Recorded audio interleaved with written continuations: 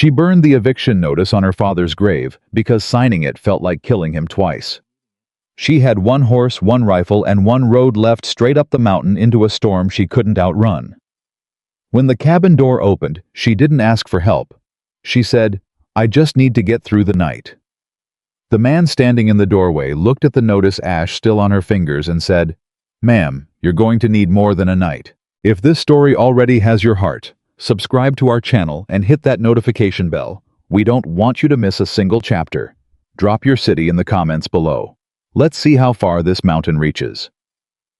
The morning her father went into the ground, Abigail Carter was already behind on 3 months of property tax. She stood at his grave with a shovel still in her hand and a sealed envelope tucked under her arm. The kind of envelope that arrives with 2 men on horseback and gets left on your porch without a knock. She'd found it wedged between the door and the frame before the burial. Read it once, folded it, and put it away. She told herself she'd deal with it after. After never came easy in Montana territory. The summer of 1887 was the kind of summer that cracked the earth and peeled the bark off the fence posts, the kind that made every animal on the ranch move slow and low, like they were trying to stay below the heat. Abigail had been awake since before 4 in the morning. Not from grief, though there was plenty of that, but because the 2 remaining milk cows had gotten into the wire along the north pasture, and one of them was limping by the time she found her. She fixed the wire. She checked the hoof. She brought the cow back in. Then she sat on the milking stool and opened the envelope. Notice of intent to reclaim. Carter Property, Eastern Ridge, Gallatin Valley. Owner of record James Holloway Land and Timber Company. Former deed holder deceased. Surviving claimant has until sunrise July 14th to vacate or sign transfer of title. July 14th was tomorrow. She sat with the paper in her lap for a long time. The cow beside her breathed slow and warm. Outside, the light was just starting to go gray at the edges. She could hear the creek, what was left of it, trickling at the bottom of the south slope. Her father had built this place with his hands. 30 years ago, he had come to this valley with a wagon and a mule and a deed that he had saved 6 years to purchase, and he had worked that land until the land worked back. He had buried her mother here. He had taught Abigail to read by firelight and to ride by the time she was 5. She folded the notice. She walked to the grave, which was still fresh. The dirt hadn't settled yet, and she knelt down and pressed one hand flat against the earth, the way she used to press her hand against his chest when she was small, when she needed to know he was still breathing. Then she held the notice over the small candle lantern she'd brought out for the burial, and she let it burn. She didn't cry. She didn't say a word. She just watched the paper curl and go black, and when the last corner turned to ash, she stood up, brushed her hands on her skirt, and went to saddle her horse. The road into Harlan Creek was 6 miles of rutted clay, and by the time Abigail reached the edge of town, the sun had climbed far enough to be brutal. She tied her horse outside the land office and walked in with her father's original deed folded into her coat pocket. The man behind the counter was named Delbert Crane. He had worked the land office for 11 years, and he wore the same expression every day. Not quite bored, not quite hostile, something in between that Abigail had always found exhausting. "Miss Carter." He looked up from his ledger, looked back down. "I figured you'd come in. I'd like to know on what legal ground Holloway's company is claiming my father's land," she said. She set the deed on the counter. "This deed was registered in 1857. It's clean. There are no liens, no encumbrances, no recorded disputes." Delbert looked at the deed. He didn't touch it. "There's a secondary deed on file," he said. "Recorded 6 weeks ago. Shows a transaction between your father and Holloway Land and Timber, dated March of this year." Abigail felt something go very still inside her. "My father was in the hospital in March," she said. "He had pneumonia. He couldn't lift a pen." "The signature on file matches his hand." Delbert's voice was flat, practiced. "There's a notary stamp. It's in order." "It's forged."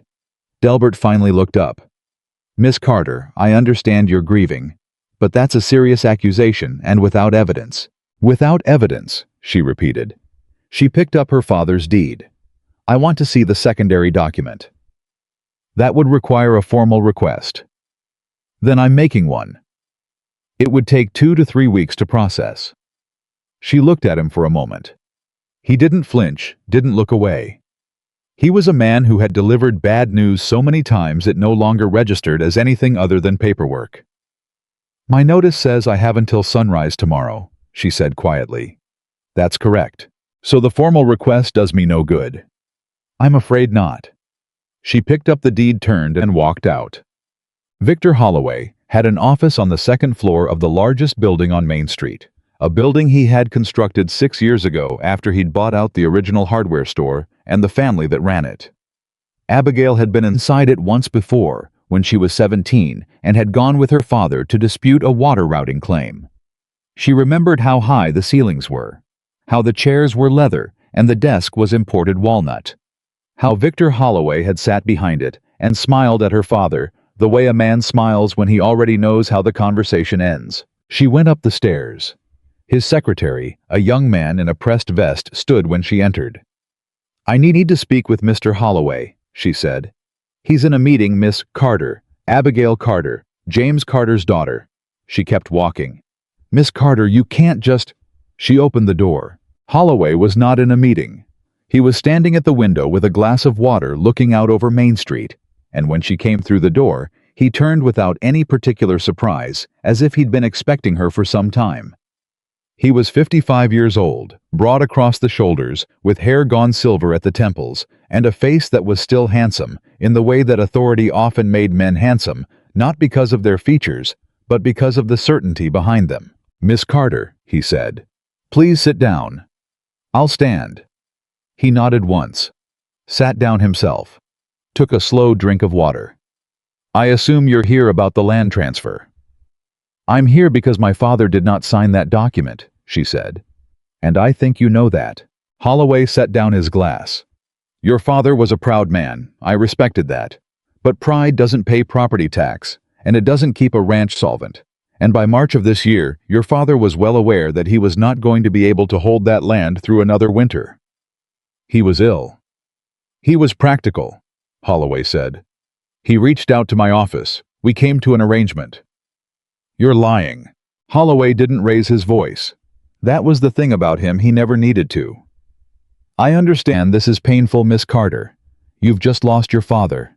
You're alone. You're frightened. That's entirely understandable." He folded his hands on the desk. "I want to be generous. I'm prepared to offer you 60 days to vacate. That's 2 months more than the notice requires. And there's a position available at the mill in town, decent wages." "I am not going to work in your mill," Abigail said. Her voice was very even. "And I am not going to vacate my father's land. And if you think a forged signature and a bought notary are going to hold up when I get an attorney in front of a territorial judge, then you have very badly miscalculated who you're dealing with." Holloway looked at her for a long moment. "Your father said the same thing," he said quietly. "Right up until he didn't." The words landed like a hand around her throat. She held his gaze. She would not look away first. She had decided that before she walked in. "Good day, Mr. Holloway," she said. She turned and walked out. Down the stairs, past the secretary, out into the street, into the wall of summer heat. She stood on the boardwalk and breathed. Then she went and untied her horse, climbed up, and started riding north toward the mountain. She hadn't planned to ride to the high ridge. Her plan, insofar as she had one, had been to go back to the ranch, figure out what supplies she could move, what she couldn't leave behind, make some kind of decision. But the route back took her past the south fence line, and when she stopped to check the creek level, she found what she'd been afraid of for the past 2 weeks. The flow had dropped to almost nothing. Someone upstream had diverted it. She knew who, and that was when she decided to ride up. The upper creek ran off the north face of the mountain, fed by snowmelt and a natural spring that her father had mapped the year she was born. If she could confirm the spring was still running, if she could get eyes on where the diversion had been placed, she would have something. Not much, but something. She was halfway up the ridge trail when the storm hit. It came off the peaks without warning, the way Montana storms always did in July, fast and sideways thunder inside it before you could count seconds. Rain coming down so hard and cold, it shocked the air out of her lungs. Her horse, spooked on the trail, went sideways into the brush, and Abigail had to fight him down for a full minute before he steadied. She was soaked through to the skin by then. The trail had gone to mud. She looked up through the rain and saw the light. A cabin. Maybe a quarter-mile higher on the ridge back in the pines, with a window lit warm and yellow against the dark of the storm. She hesitated. She had not asked anyone for help in 4 years. Not since she'd left Harlan Creek to teach school in Billings. Not since she'd come back last winter when her father's letters started sounding wrong. She had managed. She had always managed. But her horse was trembling, and the trail was not safe, and the rain was getting harder. She rode up. Duh. The cabin was bigger than it looked from the trail. Solidly built, not a homesteader's quick construction, but something that had been built to last, with a covered porch and a stone chimney. She tied her horse under the porch overhang, where there was a hitching post, which meant whoever lived here was accustomed to having animals come up. She knocked. 30 seconds passed. She knocked again. The door opened. The man who answered it was tall. Genuinely tall. Not just the impression of it, with dark hair that had grown past his collar and a jaw that hadn't seen a razor in several days. He was wearing a work shirt with the sleeves rolled to the elbows, and he held a tin mug of coffee in one hand and looked at her without expression. His eyes were dark brown, steady, the kind of eyes that had seen enough that very little surprised them anymore. He looked at her, looked at the horse, looked at the storm. "You're soaked," he said. "I can see that," Abigail said. "I apologize for disturbing you. I only need to wait out the worst of it." He stepped back from the door. "Come in then." She hesitated. "I'm not going to bite you," he said, "and your horse is already dry." She came in. The inside of the cabin was spare and clean. There was a fireplace with a good fire going, a table with 2 chairs, a shelf of books, a narrow cot against the far wall. On the table was a plate that had recently held food and a lamp that was burning low. He took her coat from her without asking and hung it on a peg near the fire. He handed her a folded piece of cloth, a towel, rough but dry. "Coffee," he said. "Thank you," she said. "I'm Abigail Carter." He poured a second mug from the pot on the stove and handed it to her. "Caleb Thornton," he said. She knew the name. She stopped in the middle of drying her face. "You used to work for the Kellerman outfit," she said. "The big cattle run up the North Fork." "Used to," he said. "I'm James Carter's daughter, the ranch on the Eastern Ridge." Something shifted in his face, then not much, but enough. He looked at her differently, the way you look at someone when the information you've just received changes the shape of them. "Sit down," he said. "I'm fine standing." "You're shaking," he said, not unkindly. "Sit down, Miss Carter." She sat. He sat across from her, wrapped both hands around his mug, and looked at the fire. "Your father passed," he said. It wasn't a question. 4 days ago." A silence. Then, "I'm sorry. Did you know him?" "We spoke a few times, at the feed store, at the creek survey last spring." He paused. "He talked about you, said you were teaching school over in Billings." "I came back in January." She looked at the coffee in her hands. "I didn't make it in time to say." She stopped, started again. "I was 2 days late." Caleb said nothing. He didn't fill the silence with anything, which was, she found, something of a relief. "I received an eviction notice this morning," she said. "Holloway's company is claiming my father signed a land transfer in March. He didn't. He couldn't have. He was hospitalized." "Victor Holloway," Caleb said. His voice didn't change, but his jaw did, just slightly. "You know him." "I know what he does." He set down his mug. "How many other families have gotten notices like this one?" Abigail looked at him. "I don't know. I haven't." She paused.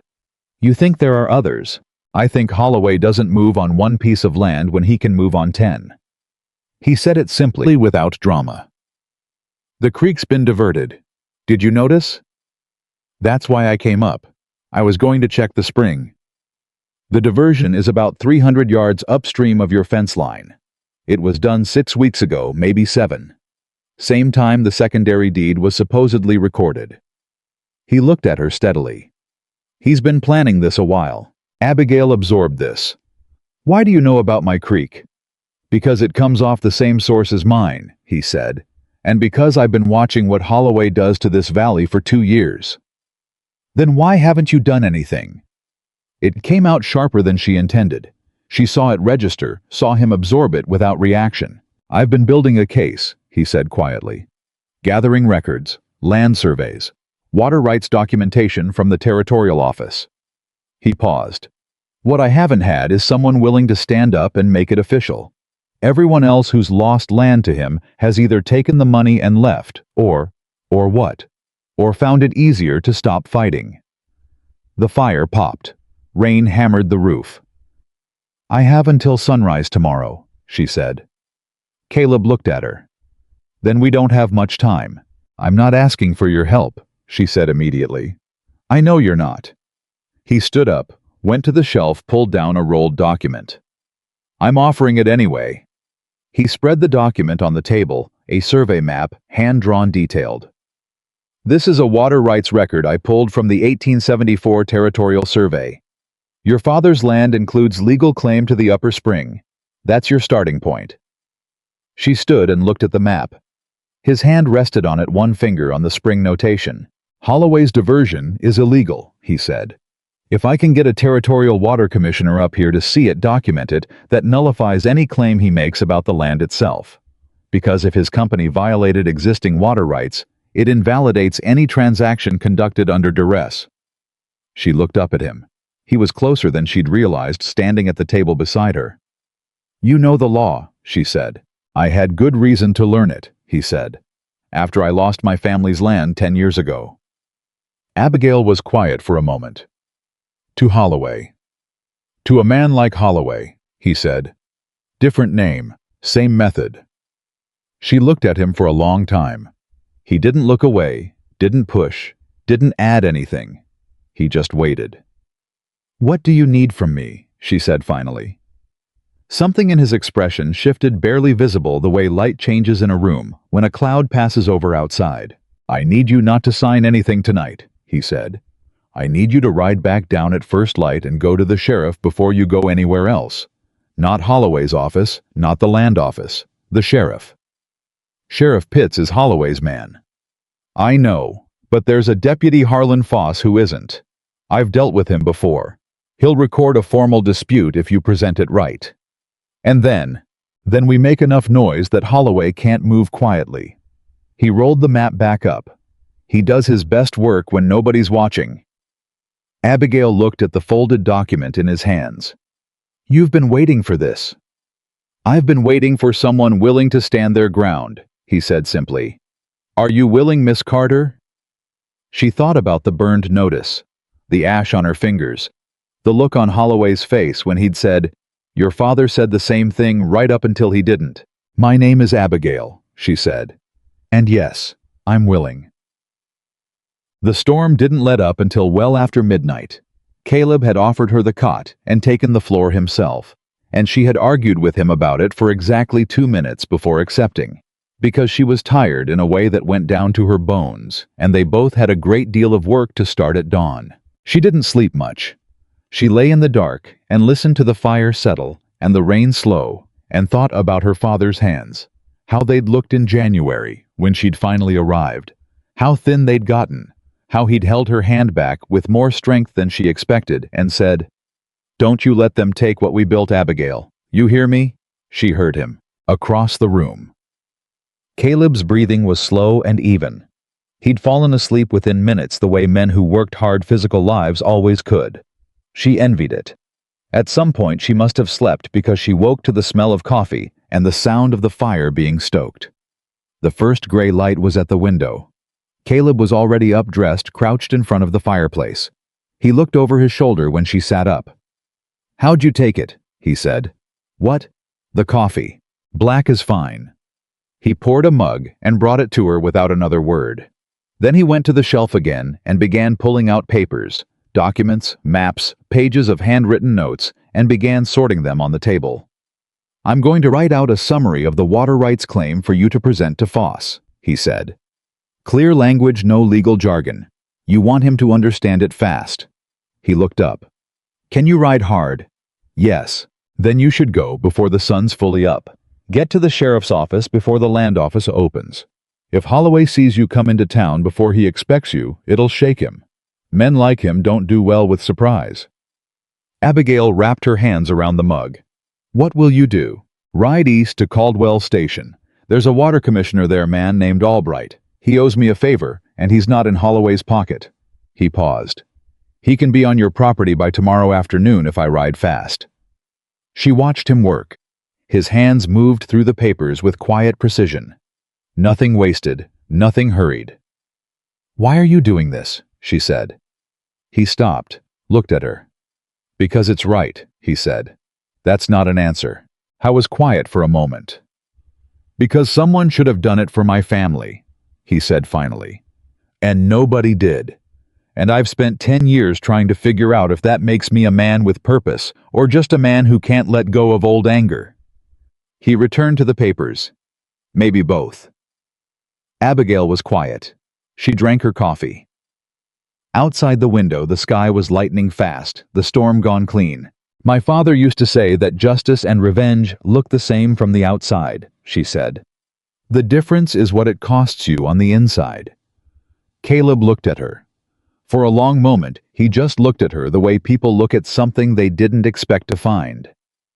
"Your father sounds like he was a good man," he said. "He was," she said.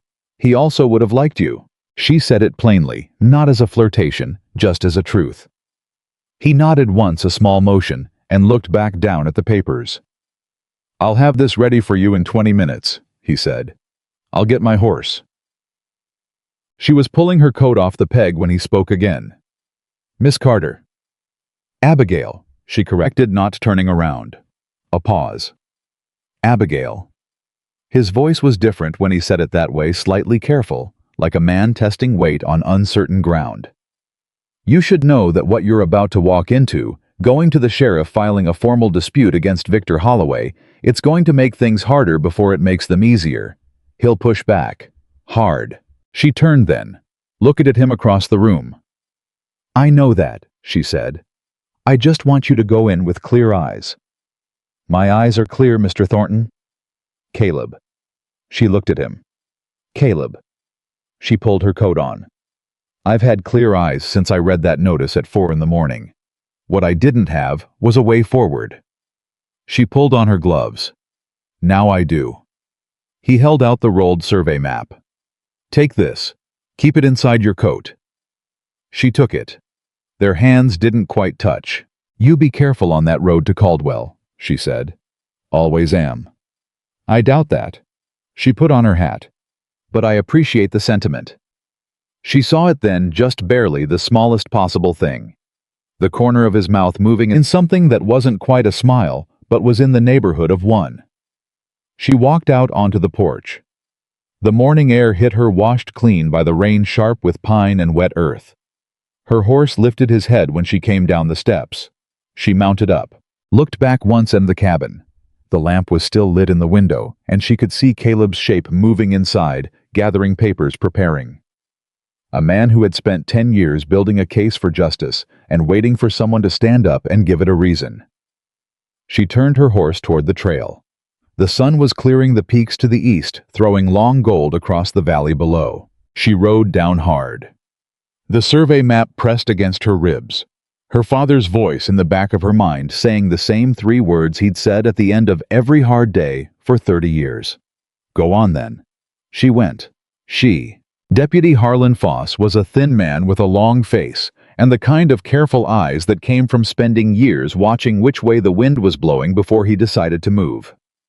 He was sweeping the front step of the sheriff's office when Abigail rode in, and he stopped sweeping when he saw her coming hard down the main road with her coat still wet from the night before, and her jaw set in a way that did not suggest she was there for a pleasant conversation. She dismounted before the horse had fully stopped. "Miss Carter," he said. He knew her, he'd known her father. "You're out early." "I need to file a formal land dispute," she said.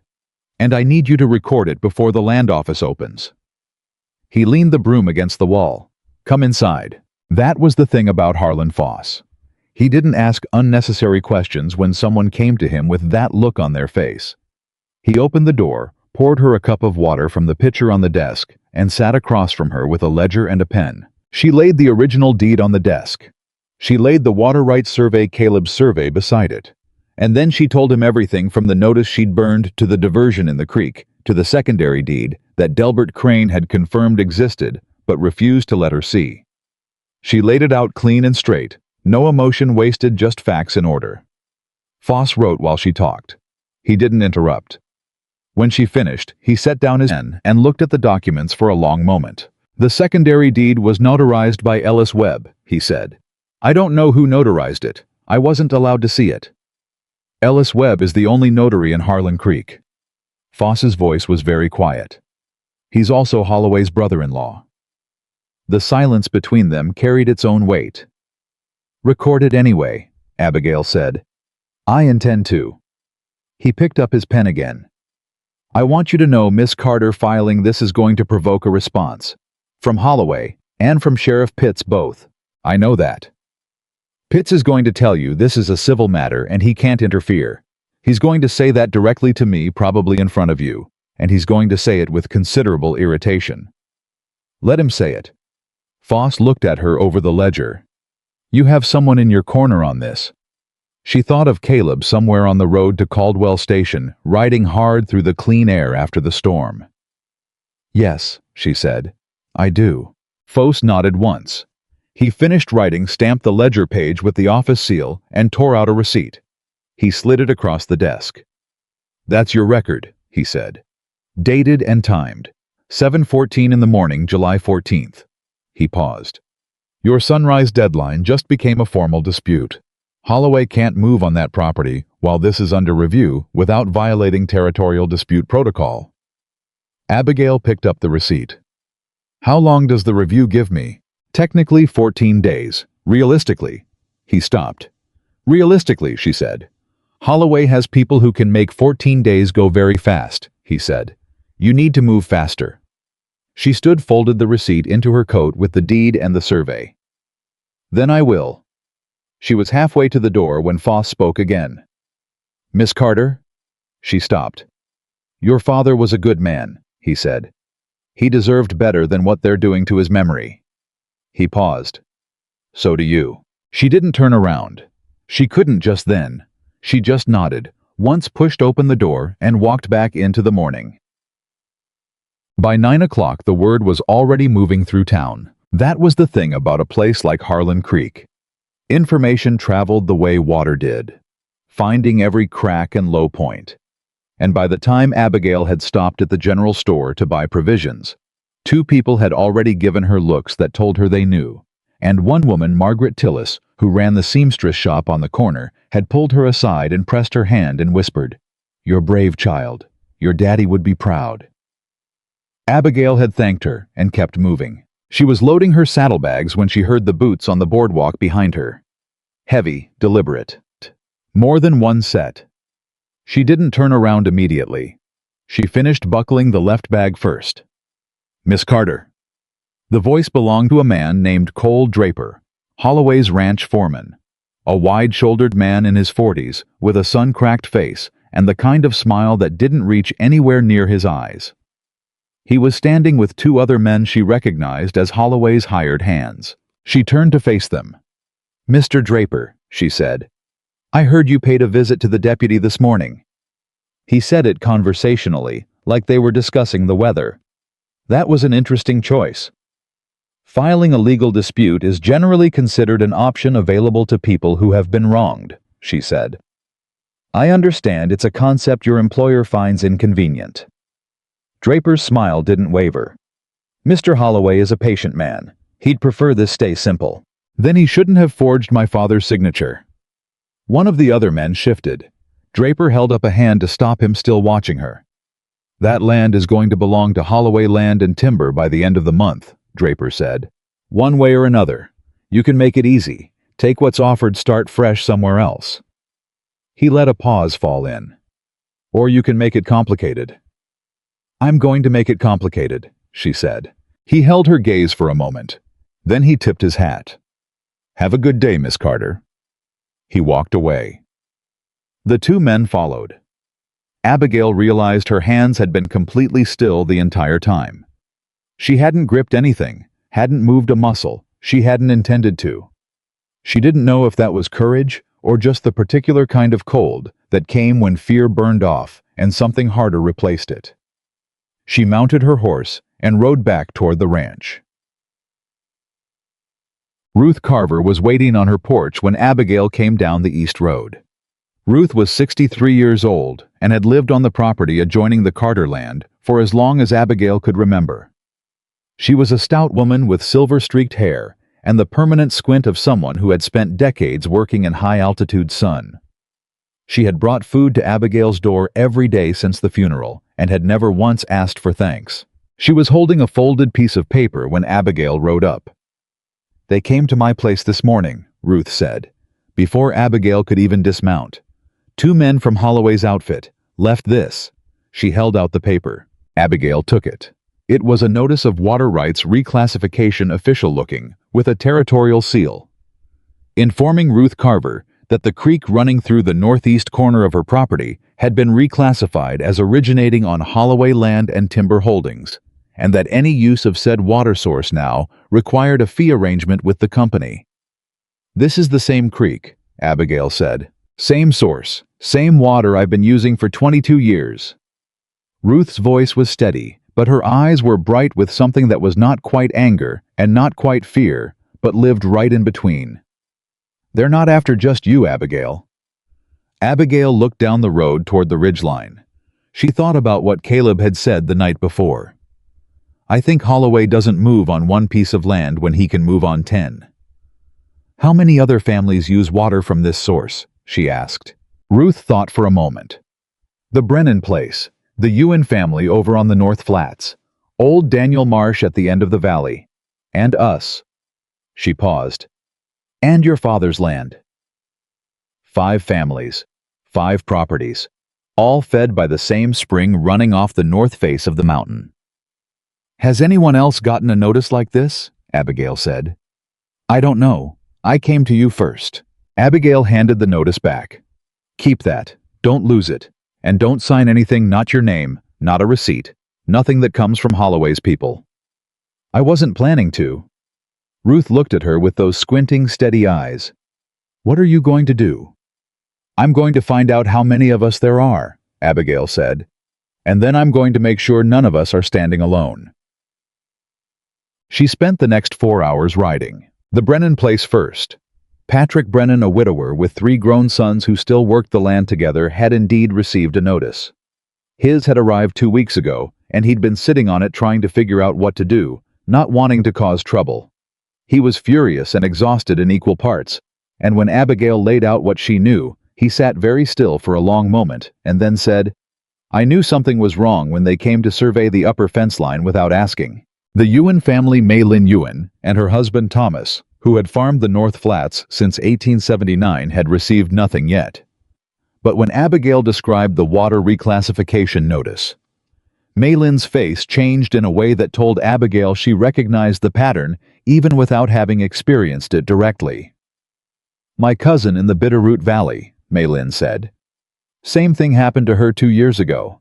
Different company, same method. They start with the water." "They always start with the water," Thomas said quietly. Daniel Marsh at the end of the valley was 81 years old and had been in this territory since before it was organized. He'd received the same water notice as Ruth. He'd framed it and hung it on his wall right next to his original land patent from 1861. "I put it up there to remember what they look like," he said. "Crooked paper. Same crooked paper my whole life, different names at the bottom." He looked at Abigail with eyes that had watched 60 years of this. "You going to fight them, girl?" "Yes," she said. "Good." He got up, went to the shelf above the fireplace, and came back with a stack of documents held together with a leather cord. "These are surveys I did myself when I first settled this valley. Water flow maps, seasonal records. I filed copies with the Territorial Land Office in '64. He set them in her hands. "Nobody else has these. I guarantee Holloway doesn't know they exist." She looked down at the stack. It was heavy. 60 years of careful record-keeping in a small, precise hand. "Mr. Marsh," she said. "Don't thank me," he said. "Just win." She was back at her own property by mid-afternoon, and Caleb Thornton was sitting on her porch steps. She pulled up short when she saw him because she hadn't expected him until the following day at the earliest. He stood when she rode in, and she could see from the way he moved deliberate, slightly tight across the shoulders, that the ride to Caldwell Station had not been entirely straightforward. "You're back early," she said. "Albright was already on his way," Caleb said. "Someone had already sent for him." She dismounted. "Who?" "That's the part that's interesting." He waited for her to tie her horse. "Harlan Foss sent a rider to Caldwell last night, before you ever walked into his office this morning. He'd been building his own file on the water diversion for 3 months. Abigail stopped. Foss knew. Foss suspected. He needed someone to file an official dispute to give him standing to act. Caleb's voice was quiet, but there was something running underneath it. Not quite relief, but the particular feeling of pieces clicking into place after a long wait. "Albright will be on your property tomorrow morning. He'll document the diversion officially. That's your legal weapon. I found out more today," she said. And she told him Ruth's notice, the Brennan family, the Ewan family, Daniel Marsh, and his 60-year surveys. She watched Caleb's face as she talked. He listened the way he always seemed to listen, completely still, taking everything in. When she finished, he was quiet for a moment. "5 properties," he said. "All water-dependent, all fed by the same source. And Holloway has already moved on at least 3 of them." "He's been planning this longer than we realized," Abigail said.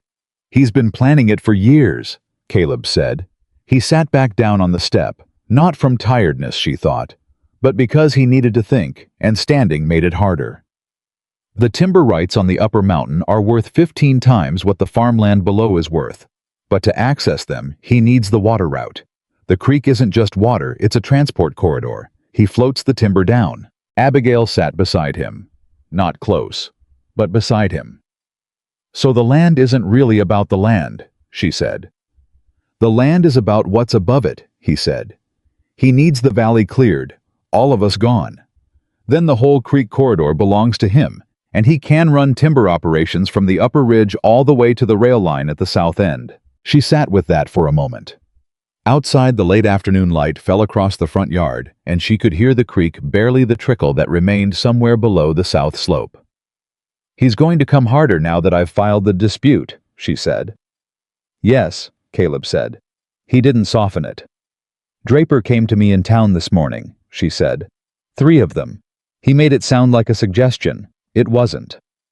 Caleb looked at her. "Did he threaten you directly?" "Not in words he couldn't take back." She paused. "He didn't need to." A silence fell between them. It was not an uncomfortable silence. It was the kind that 2 people fall into when they are both thinking the same serious thing, and neither needs to say it aloud to know the other is thinking it. "The Brennans," Caleb said finally. "Patrick's boys, are they steady?" "They looked steady to me. I know Patrick from the cattle circuit. He's a fair man. If he's in, he'll stay in." He paused. "Marsh's surveys are the most valuable thing you've put your hands on today. If they predate Holloway's territorial filings, they establish prior use rights that no secondary deed can override." "That's what I thought," Abigail said. He looked at her with that same expression she'd seen in the cabin, the slight recalibration, the quiet reassessment. "You've thought about water law," he said. "I taught school for 4 years," she said. "I also read everything I could find about territorial land rights when my father's letters started changing." She looked out toward the south slope. "I knew something was coming. I just didn't know it would come this fast." Caleb was quiet for a moment. "You came back to be with him." "I came back because I thought I had time." She kept her voice level. "I didn't." He said nothing. He didn't try to fix it or soften it or redirect it, and she was grateful for that. She was very tired of people trying to make her feel better about things that could not be made better. "We need to bring the families together," she said. "All 5 of us. One meeting. Before Albright arrives, so we're unified when we present to him." "Tomorrow evening," Caleb said. "Here if you're willing. This is the central property easiest for everyone to reach. Here, she agreed. She looked at him. Will you speak at the meeting? You should speak at the meeting, he said. They need to follow you, not me. I'm an outsider to most of them. You know the law better than any of us. Then I'll stand beside you and answer questions. He paused, and something shifted briefly in his expression, something that came and went too fast for her to read it clearly. If that's acceptable. It's acceptable, she said. That evening, he stayed. He hadn't planned to, she suspected. There had been a moment after they'd agreed on the meeting when he'd stood and looked toward the trail, the way a man looks when he's deciding whether to go. But the light was going, and there was still work to do. She had Marsh's documents to sort and categorize, and he had maps to cross-reference, and eventually the decision was made without either of them making it formally. She made supper. It was simple beans and cornbread, and the last of the dried venison from the smokehouse, and she set 2 plates on the table without comment, and he sat down without comment, and they ate while spreading Marsh's surveys across the cleared half of the table. At some point, she became aware that she had not eaten a meal with another person in this house since January, when her father was still alive. The realization moved through her quietly. Caleb set down his fork and pointed to a notation on the 1871 survey. Here. Marsh marked the secondary spring. I missed it in my own surveys because it's on the east side of the ridge. It doesn't show on the main water map, but it feeds the same creek system lower down. If Holloway's diversion doesn't touch that tributary, it weakens his claim to the entire source. Abigail leaned over to look. Can Albright verify the tributary independently? If we show him where to look. He traced a line on the map with one finger. It's about a half mile up from your north fence. I can take him there directly. I'll come, she said. He looked up. She was very close. The map was between them, her head near his shoulder, and he looked at her for a moment before he nodded. All right, he said. She straightened, looked back at the documents. You should know, she said, that I don't entirely understand why you're doing this. I told you. Because it's right, she said. Yes, but there are a great many right things a man can do from a distance. You've come down from your mountain. She looked at him directly. I want to know why. He was quiet for a long time, long enough that she thought he might not answer. Because watching from a distance didn't stop anything, he said finally. 10 years ago I watched. I told myself I was gathering information, building a case, waiting for the right moment.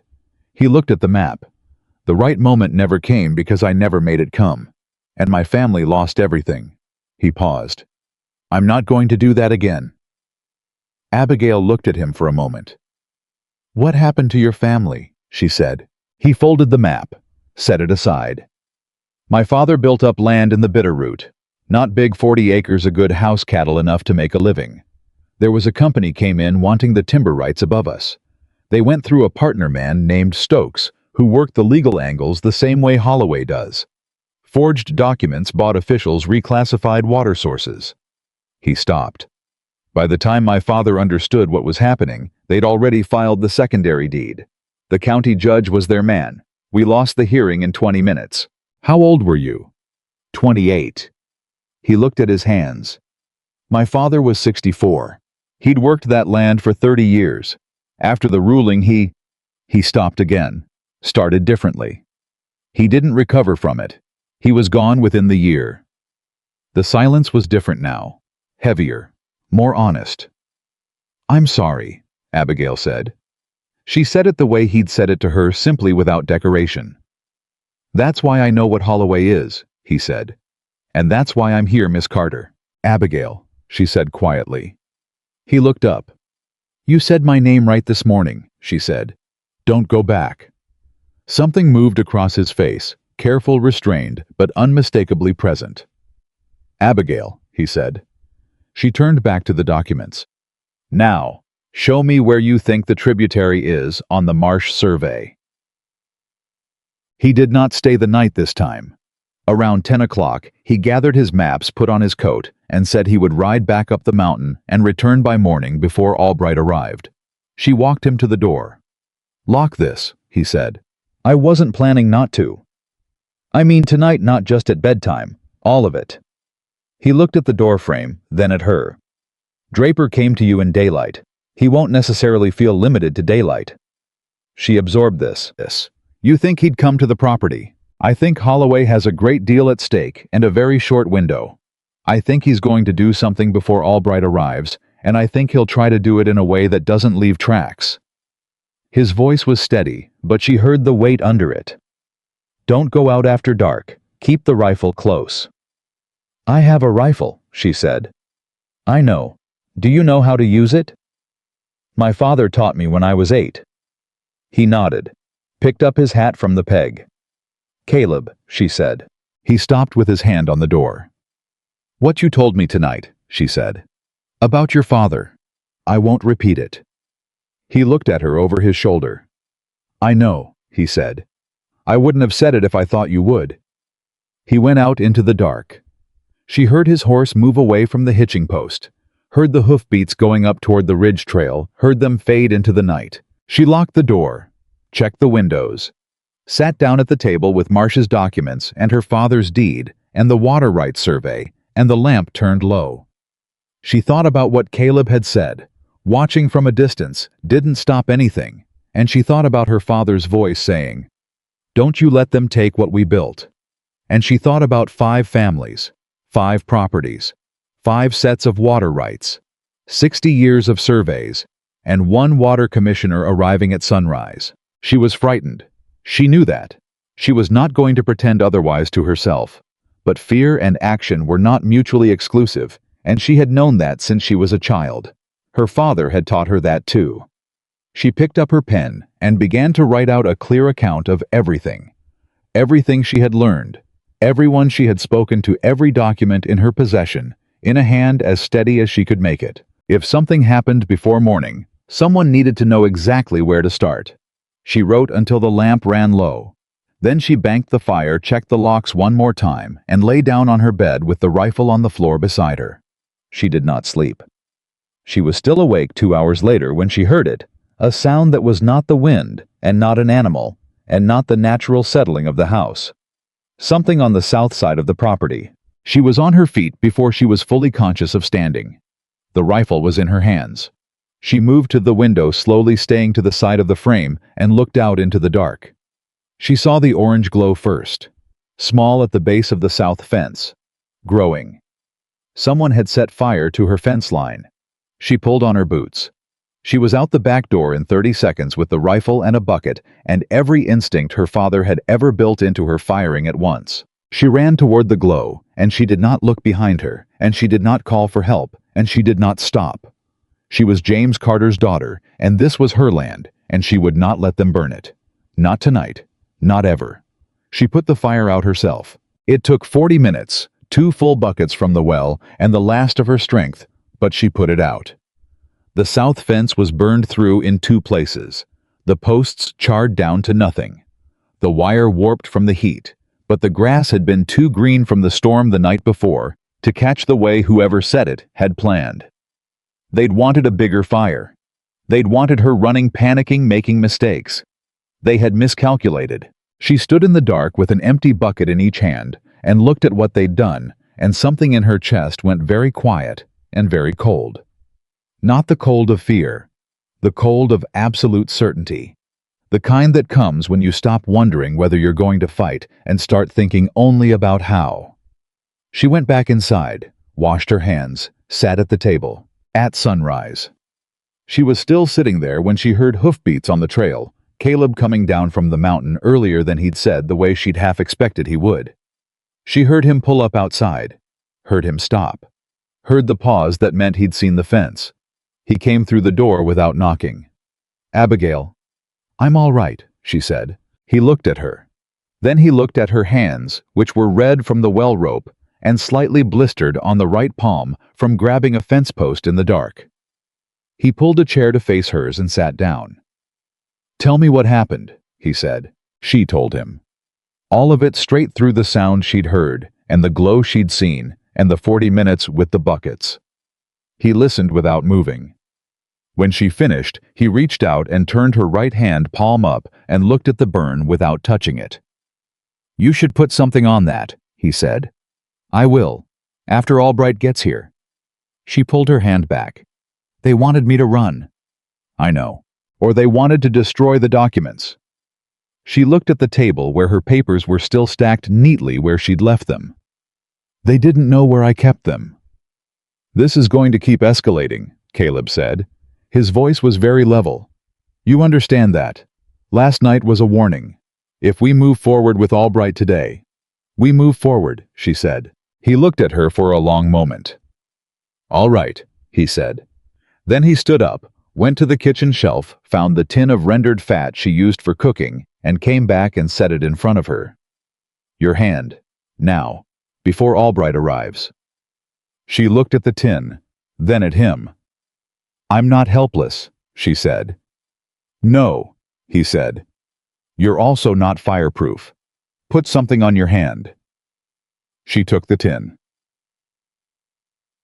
Albright arrived 2 hours after sunrise. He was a compact man in his 50s, with a gray mustache and territorial commissioner's credentials that he wore with the ease of someone who'd had them long enough to stop being impressed by them. He shook Abigail's hand. First looked at the blistered palm. Said nothing.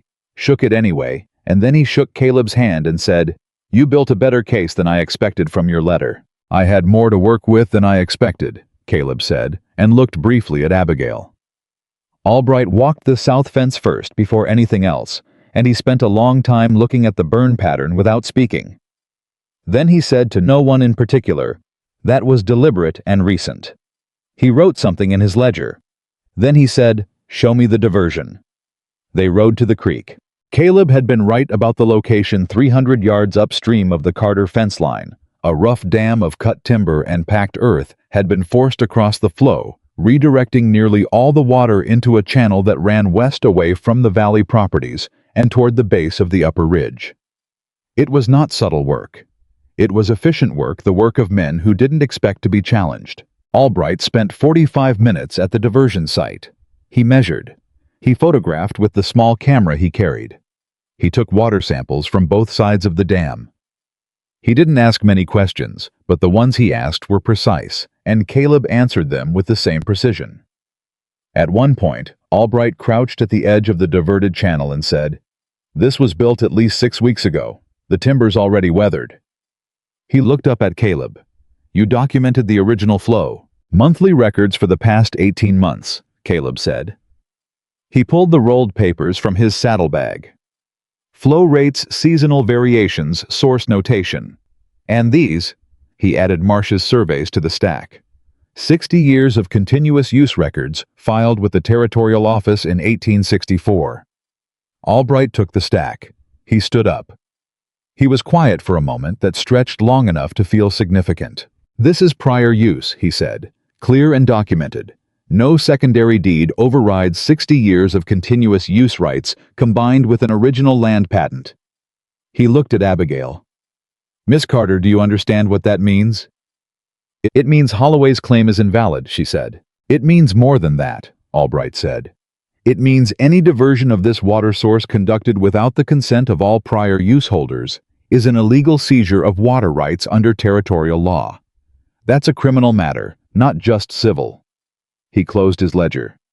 "I'm going to ride to Harlan Creek and file an emergency order restoring flow to this creek. That order goes into effect today."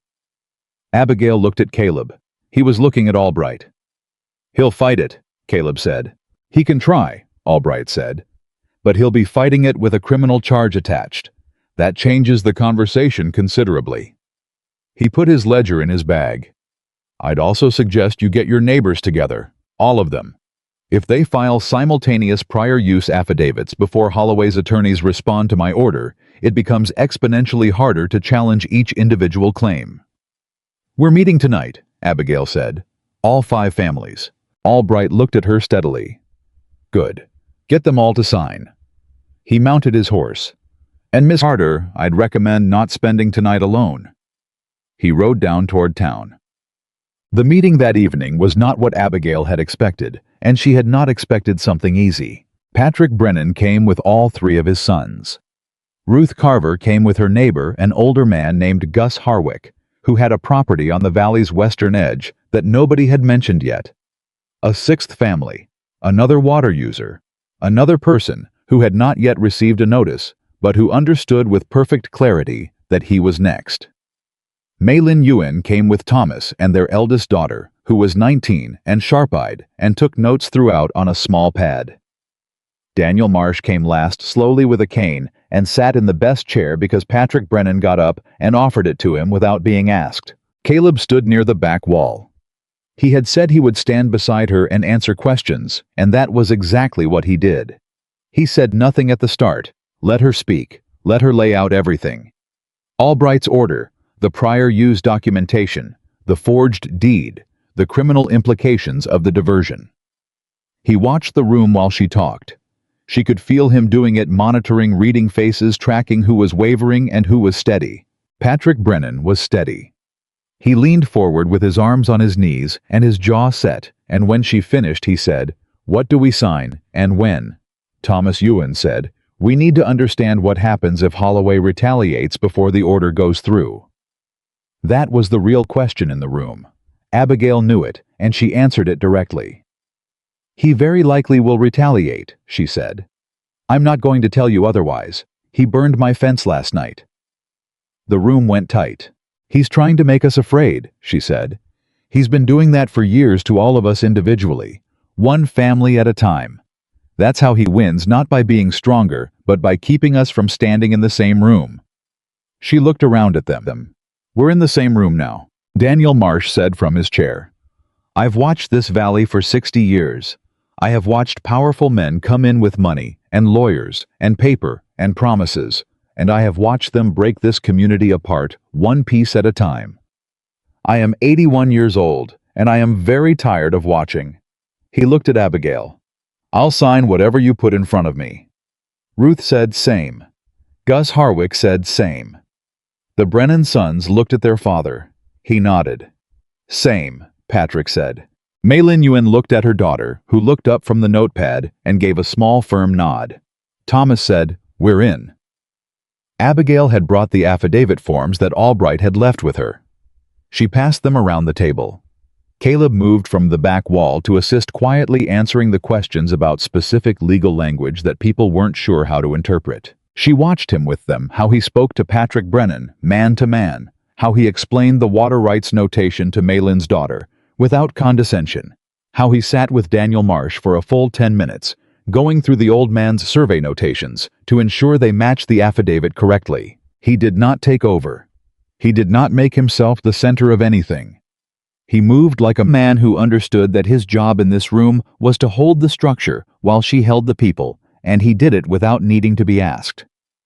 When every form was signed and collected, Abigail looked at the table, 6 families, 12 signatures, 60 years of documented prior use, and Albright's emergency order riding toward the territorial office. For the first time since she'd read the eviction notice by candlelight 3 mornings ago, she felt the ground under her feet. They were gone by 9 o'clock. Caleb stacked the signed affidavits and wrapped them carefully in oilcloth and set them in the middle of the table where they could both see them. "You should take those up the mountain tonight," Abigail said, "in case they come back." He looked at her. "I'm not going up the mountain tonight." "Caleb, Abigail." He said it quietly, but with the particular weight of a man who has already made a decision and is not going to be argued out of it. "Someone set fire to your fence last night. I am not leaving you here alone." She started to speak. He raised one hand, not a dismissive gesture, a requesting one. "Don't tell me you don't need it," he said. "I know you can handle yourself. That's not the point." He set the oilcloth bundle down. "The point is, you shouldn't have to handle it alone. There's a difference." She looked at him for a moment. The lamp between them was burning low, and outside the window the night was very dark and very quiet. "All right," she said. He nodded, picked up the bundle. "I'll take the porch. I'll hear anything that comes before it gets close." "Caleb." She waited until he looked at her. "Thank you. For tonight. For all of it." Something moved through his expression, complicated, restrained, real. "Get some sleep," he said. Tomorrow's going to be harder. He was right. It was. Holloway's response to Albright's emergency order arrived at 7 in the morning in the form of a letter delivered by a courier to every property in the valley simultaneously. Abigail read hers on the porch while Caleb stood beside her. The letter was from Holloway's attorney, a man named Garrett Price, who operated out of the territorial capital. It was 4 pages long and dense with legal language, but the substance of it was simple. Holloway Land and Timber was filing a counter-challenge to the emergency order, alleging that the prior use claims were fraudulent, that Marsh's surveys had been falsified, and that the water diversion had been conducted with the full legal consent of the Territorial Land Office. And then the last paragraph. Abigail read it twice. "He's filed criminal charges," she said, "against me." Caleb took the letter, read it. His face went very still. "Fraudulent filing," she said. "He's claiming I fabricated the water rights dispute and filed a false affidavit with Albright to obstruct a legitimate business transaction." Her voice was steady. Her hands were not entirely. "He's going to have me arrested." "No," Caleb said. "He's going to try." He folded the letter. "There's a difference." He looked up. "This is what he does when he can't win on the evidence. He turns the accused into the accuser, makes you defend yourself instead of attacking him." He handed the letter back. "We need to get to Foss before his people get to Sheriff Pitts." They were on horseback in 4 minutes. It was already too late for that particular race. They came around the corner onto Main Street and saw Sheriff Pitts standing outside the land office with Cole Draper and a man in a city suit who could only be Garrett Price, and all 3 of them were watching Abigail ride in with the particular quality of attention that people give to something they've been waiting for. Pitts was a large man with a red face, and the kind of authority that came from never having been seriously challenged. He stepped into the road when she pulled up. "Miss Carter," he said, "I need you to come with me." "On what charge?" she said. "Fraudulent filing of a territorial water rights claim," he said. "We can do this easy or we can do it harder. Your choice." "She'll come in voluntarily," Caleb said from beside her. His voice was calm, absolutely calm. "And her attorney will be present." Pitts looked at him. "She doesn't have an attorney." "She will by the time we reach your office," Caleb said. "I'd strongly recommend you wait." Price, the city attorney, stepped forward. He was a trim man with silver hair and the polished manner of someone who charged significant fees and knew it. "Mr. Thornton," he said, "I know who you are. I know what you've been doing up on that mountain for 2 years. And I want to be very clear, what you've constructed here is a conspiracy to defraud a legitimate land acquisition, and we will be pursuing charges against you as well." The street had gone very quiet. People on the boardwalk had stopped. A woman outside the dry goods store was watching. 2 men from the mill had come out to look. Caleb looked at Price without blinking. "My name is Caleb Thornton. My father was Robert Thornton of the Bitterroot Valley. In 1877, your current client or someone working on his behalf facilitated the illegal seizure of my family's land, using the same methods you are attempting to use in this valley today." He said it clearly, without heat, like he was reading testimony into the record. "I've been building that case for 10 years. I have documentation you don't know about. And when the territorial court hears it, it will change every conversation you are planning to have." Price's expression didn't change, but something behind it did. "That's a significant claim," Price said. "It's a documented one," Caleb said.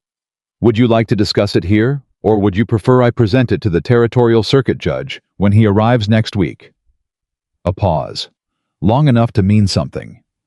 Pitts looked at Price. Price looked at Draper. Draper looked at nothing in particular. "Bring her in," Price said finally. "Voluntary appearance, no cuffs." Abigail swung down from her horse. She looked at Caleb. "I'm going in," she said. "Get Foss." "I'll be 10 minutes behind you," he said. She handed him her reins and walked toward the sheriff's office without looking at Price or Draper or Pitts, without looking at the people on the boardwalk who were watching, without looking at anything but the door ahead of her. She heard behind her Draper say something low to the man beside him. She heard Caleb's voice respond 2 words too quiet to make out. Then she heard Draper go silent. She kept walking. The inside of the sheriff's office smelled like old coffee and pipe smoke. Pitts sat behind his desk. Price sat to the left. A young deputy Abigail didn't know stood by the back wall with his arms crossed. Price opened a leather satchel and withdrew a document. He set it on the desk. This is the counter-affidavit filed this morning. It alleges that the water rights surveys presented to Commissioner Albright were falsified and that the prior use claims are fraudulent. It further alleges that you knowingly conspired with Caleb Thornton to obstruct a legally filed land transaction. I would like to see the original secondary deed, Abigail said. The one Holloway claims my father signed. That's not... I would like to see it, she said again.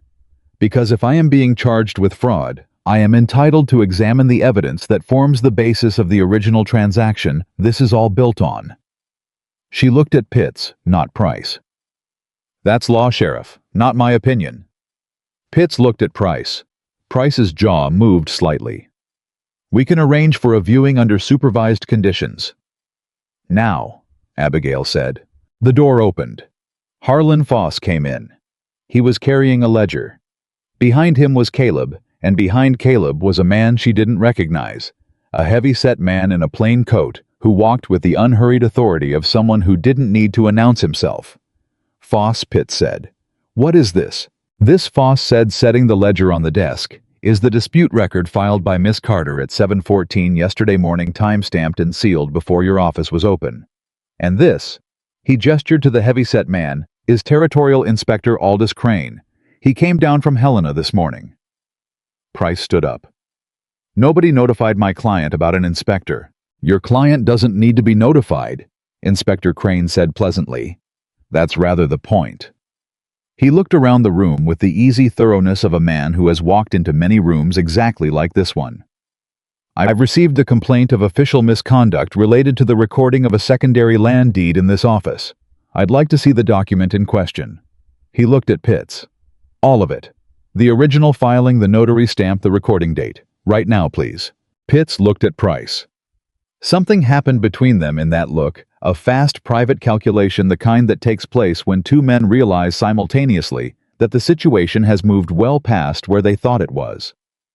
Price said smoothly, We're happy to cooperate with any legitimate inquiry. I'm sure you are, Crane said, still pleasantly. He sat down in the chair Price had vacated. The document, please. The secondary deed looked exactly like what it was. It was a standard territorial land transfer form properly formatted with the right notary language and what appeared at first glance to be James Carter's signature. But James Carter had been a school teacher for 12 years before he turned to ranching, and he had a teacher's hand, precise, consistent, deeply habitual. Abigail had grown up watching him write. She had been reading his handwriting her entire life. The signature on the document was good. It was genuinely good. Someone had studied his hand, practiced it. But the capital J looped left. Her father's capital J looped right every time without variation, because his own first teacher had drilled it into him at age 7, and 40 years of habit had never broken it. She said nothing when Crane placed the document in front of her. She looked at it for a long time. Then she pointed to the signature. My father was taught to form his capital J with a rightward loop, she said. He did it that way for 40 years. This signature loops left. She looked at Crane. I can produce 30 years of my father's correspondence. Deeds, letters, contracts, ledger entries. Every one of them will show the same rightward loop. Crane looked at the signature. He looked at it for a long time. Inspector. Caleb spoke from the back of the room. Everyone turned. He was holding a small bundle of folded papers. These are letters from James Carter to the Territorial Land Office spanning 1869 to 1886. I obtained them through a records request 8 months ago. He set them on the desk beside the deed. The signature appears 17 times across these documents. Crane opened the top letter, found the signature, looked at the deed. The loop went right, every time. 17 signatures, 17 rightward loops. The deed's loop went left. The room was very quiet. Price said, "That proves nothing about the validity." "It proves the signature is forged," Abigail said. She turned to look at him directly. "It proves my father never signed this document. It proves your client obtained a fraudulent land transfer using a forged instrument, and that Mr. Price is a criminal matter." She paused. "Not a civil one." Price opened his mouth, closed it. Crane was already writing in his own ledger. "I'm placing a hold on the land transfer, pending a full forensic examination," he said without looking up. "I'm also opening a formal investigation into the notarization process." He looked at Pitts. "Sheriff, I'd like copies of every land transaction recorded in this office over the past 3 years." Pitts said, "Now wait just a—" "Today," Crane said, still pleasantly. "Please." They came out of the sheriff's office into the afternoon sun, and Abigail stopped on the boardwalk and stood very still for a moment. The way you stand when something you've been bracing against for a long time suddenly isn't pushing back. The street was more crowded than it had been that morning. Word traveled fast in Harlan Creek. She could see Ruth Carver near the feed store, and Patrick Brennan with his oldest son, and Maylin Ewan with her daughter. All of them watching, all of them waiting. She looked at Caleb beside her. "The letters," she said. "You had them for 8 months." "I've had a great deal for a long time," he said. He was watching the street, watching Draper, who was standing near the far corner with the particular stillness of a man recalculating. "You knew the signature would be wrong," she said. "I knew Holloway wasn't careful enough to study Carter's handwriting properly. He never is. He counts on people not looking closely." He looked at her. "You looked closely." "I've been reading that handwriting since I was 3 years old," she said. He looked at her for a moment, that same careful, recalibrating look she'd seen before, the one that meant she'd shown him something he hadn't anticipated. Then Draper moved. He came across the street fast, not toward Abigail, but toward Caleb, and the 2 men who'd been with him that morning were moving to flank. It happened in seconds, the sudden shift from stillness to motion, and the street responded, people stepping back, a woman grabbing her child, someone shouting something indistinct. Caleb stepped forward. He didn't reach for anything. He didn't raise his hands. He simply moved into the space between Draper and Abigail, planting himself with the absolute solidity of a man who has decided exactly where he is going to stand, and has no intention of being moved from it. Draper stopped 3 feet away. "Back off, Thornton," he said. "I'm standing on a public street," Caleb said. "Quiet. Even. Same as you." "You've made a serious mistake getting in the middle of this," Draper said. "I've been in the middle of this for 2 years," Caleb said. "You just didn't know it." Draper's eyes went past him to Abigail. "This isn't over," he said. "No," Abigail said from behind Caleb's shoulder. "It isn't. Not yet." She stepped out so that she was visible, so that everyone on that street could see her face. "But it will be. And your employer knows that now." Draper looked at her for a long, hard moment. Then he turned and walked away. The street exhaled. Ruth Carver crossed to Abigail and took both her hands and said nothing at all, just held them. Patrick Brennan walked over with his hat in his hand and said, "What do you need from us?" Maylin's daughter was still writing on her notepad. Daniel Marsh, who had apparently been seated on the bench outside the hardware store the whole time watching, called out from across the street, "Well done, girl." Abigail stood in the middle of all of it, and felt the 6 families around her not as individuals anymore, not as separate properties with separate problems, but as something that had not existed a week ago and existed now because they had chosen to stop being afraid at the same time. She felt Caleb move to stand beside her. Not in front, beside. She didn't look at him yet. She looked out at the street, at the town that had watched her family work this land for 30 years, at the people who had bent quietly under Holloway's weight for so long that some of them had forgotten they had ever stood straight. "We're not done," she said loudly enough for all of them. "Holloway still has attorneys and money and every tool he's used before. Inspector Crane can slow him down. He can't stop him alone." She looked around the street past the people she knew to the ones she didn't. But a criminal investigation, a documented forgery, 6 families standing together with 60 years of prior use records, that's not something you buy your way out of quietly. Nobody said anything, but nobody walked away either. That was enough. For now. Caleb said beside her low enough that only she could hear. He's going to make one more move before the circuit judge arrives. He's not the kind of man who accepts this quietly. I know, she said. It's going to be bigger than a fence fire. She looked at him. I know that too. His jaw tightened slightly. Are you scared? She thought about it honestly, the way she'd learned to think about hard things directly, without flinching away. Yes, she said. Good, he said quietly. So am I. He looked at the street. That means we're paying attention. She looked at him. Really looked at him, standing there in the afternoon light, with the whole complicated weight of 10 years of waiting and purpose and grief, and something newer and less nameable. And she thought that her father would have called him a man worth knowing, which was the highest thing her father ever said about anyone. She turned back to the street. Then let's pay attention, she said, and behind the far corner of Main Street out of sight, but not out of knowing.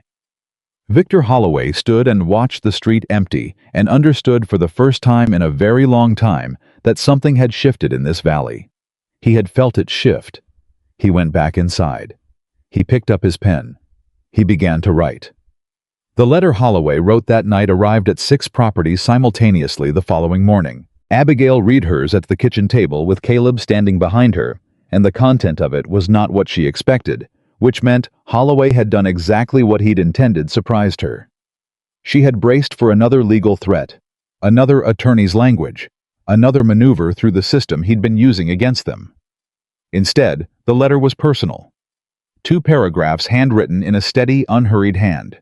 It said that Victor Holloway wished to meet with Abigail Carter directly. No attorneys, no officials. A private conversation at his office the following morning. It said he believed the situation had been allowed to escalate beyond what either party had intended, and that he was prepared to discuss a resolution that would be, in his word, equitable. It said in the final line that he hoped she would come alone. She set it down.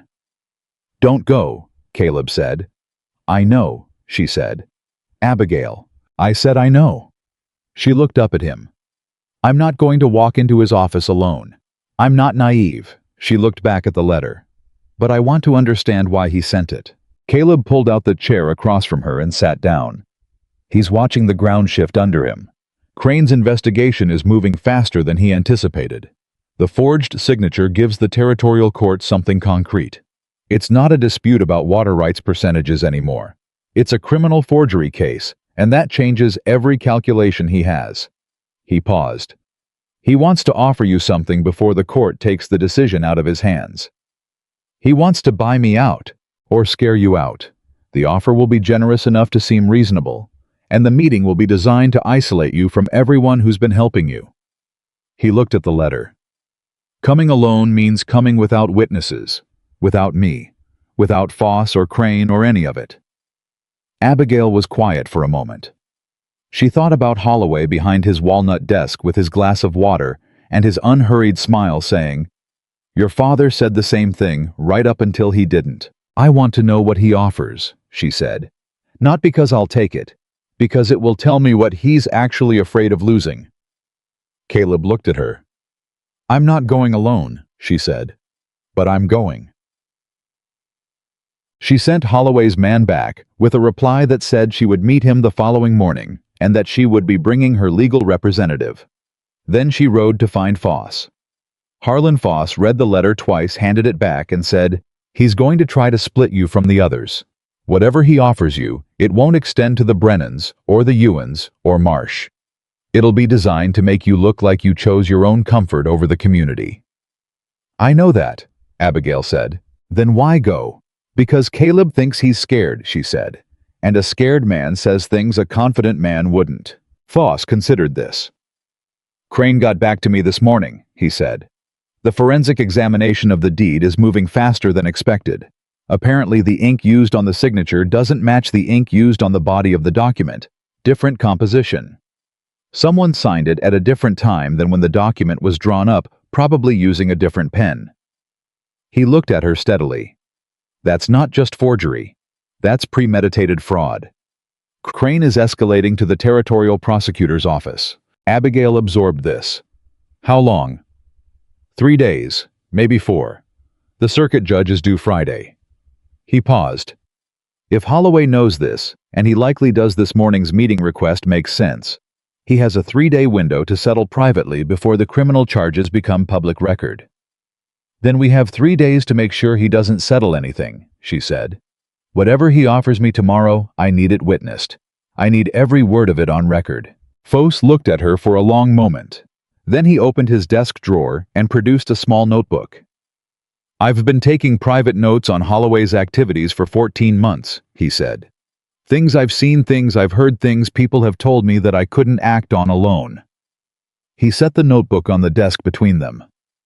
I want you to read this before you go into that meeting, so you know exactly what you're walking into. She picked it up. Why are you giving me this now? Foss was quiet for a moment. Because your father came to me 3 years ago, he said. He'd noticed something wrong with the water flow. He asked me to look into it. I told him I would. He looked at his hands. I waited too long. I kept telling myself I needed more. More evidence, more backing, more certainty. His voice went flat with old self-reproach. He died before I did anything. The room went very still. You couldn't have known, she started. Don't, he said, not harshly, just firmly. Don't let me off that hook, Miss Carter. I knew enough. I just wasn't brave enough. He nodded at the notebook. Read it tonight. Go to that meeting tomorrow, and don't let him offer you anything you'd have to accept alone. She took the notebook. She stood. She looked at him for a moment. My father liked you, she said. He mentioned you in his letters. He said you were a good man trying to work in a bad system. Foss looked like the words cost him something. He was too generous, he said. He usually was, she said. But he was rarely wrong. She read the notebook that night at the kitchen table, while Caleb sat across from her with the water rights documentation spread between them, and said nothing, because he understood she needed quiet to read it. And silence was something he had always been good at providing. Foss had been watching for 14 months. The notebook contained names, dates, transactions, a pattern so clear and so damning that by the time she finished the last page, she sat back and understood something she hadn't understood fully before. This was not a scheme Holloway had improvised. This was not opportunism.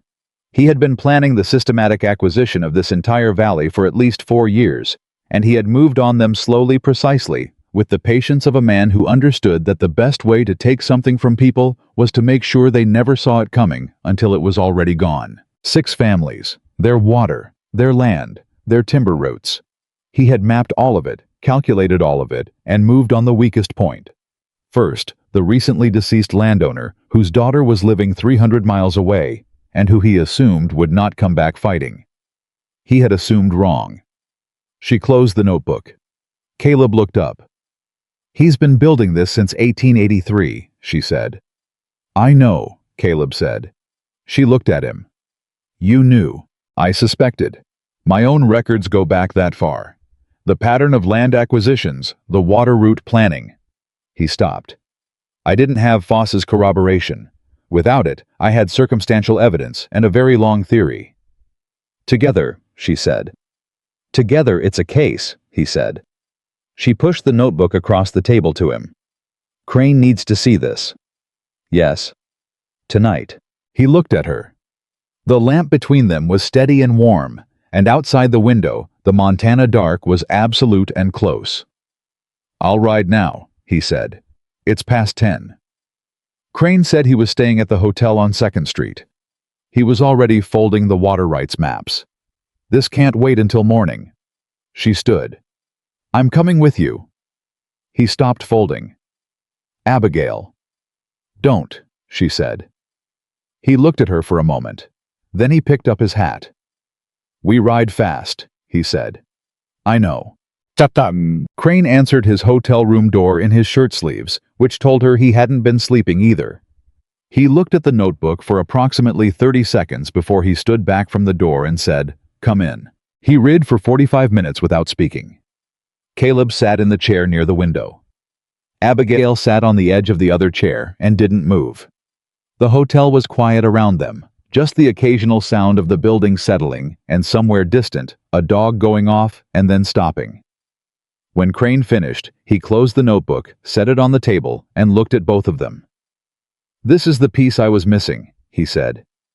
"Can you use it?" Caleb asked. "I can use everything's in it. The pattern of acquisitions alone, combined with the forensic evidence on the deed and the water diversion documentation. This is not a land dispute anymore." He looked at Abigail. "This is a territorial racketeering case, the kind that goes to federal court." Abigail felt something loosen in her chest. "How long does that take?" "The criminal charges can be filed within the week. The civil restitution land returned to rightful owners' water rights restored that follows the criminal finding." He paused. "It won't be immediate. The legal process takes time, but the charges themselves once filed freeze every action Holloway has taken. Every acquisition, every deed, every water reclassification, all of it goes on hold while the case is active." "He's asking me to meet with him tomorrow morning," Abigail said. "He sent a letter." Crane looked at her sharply. "What does the letter say?"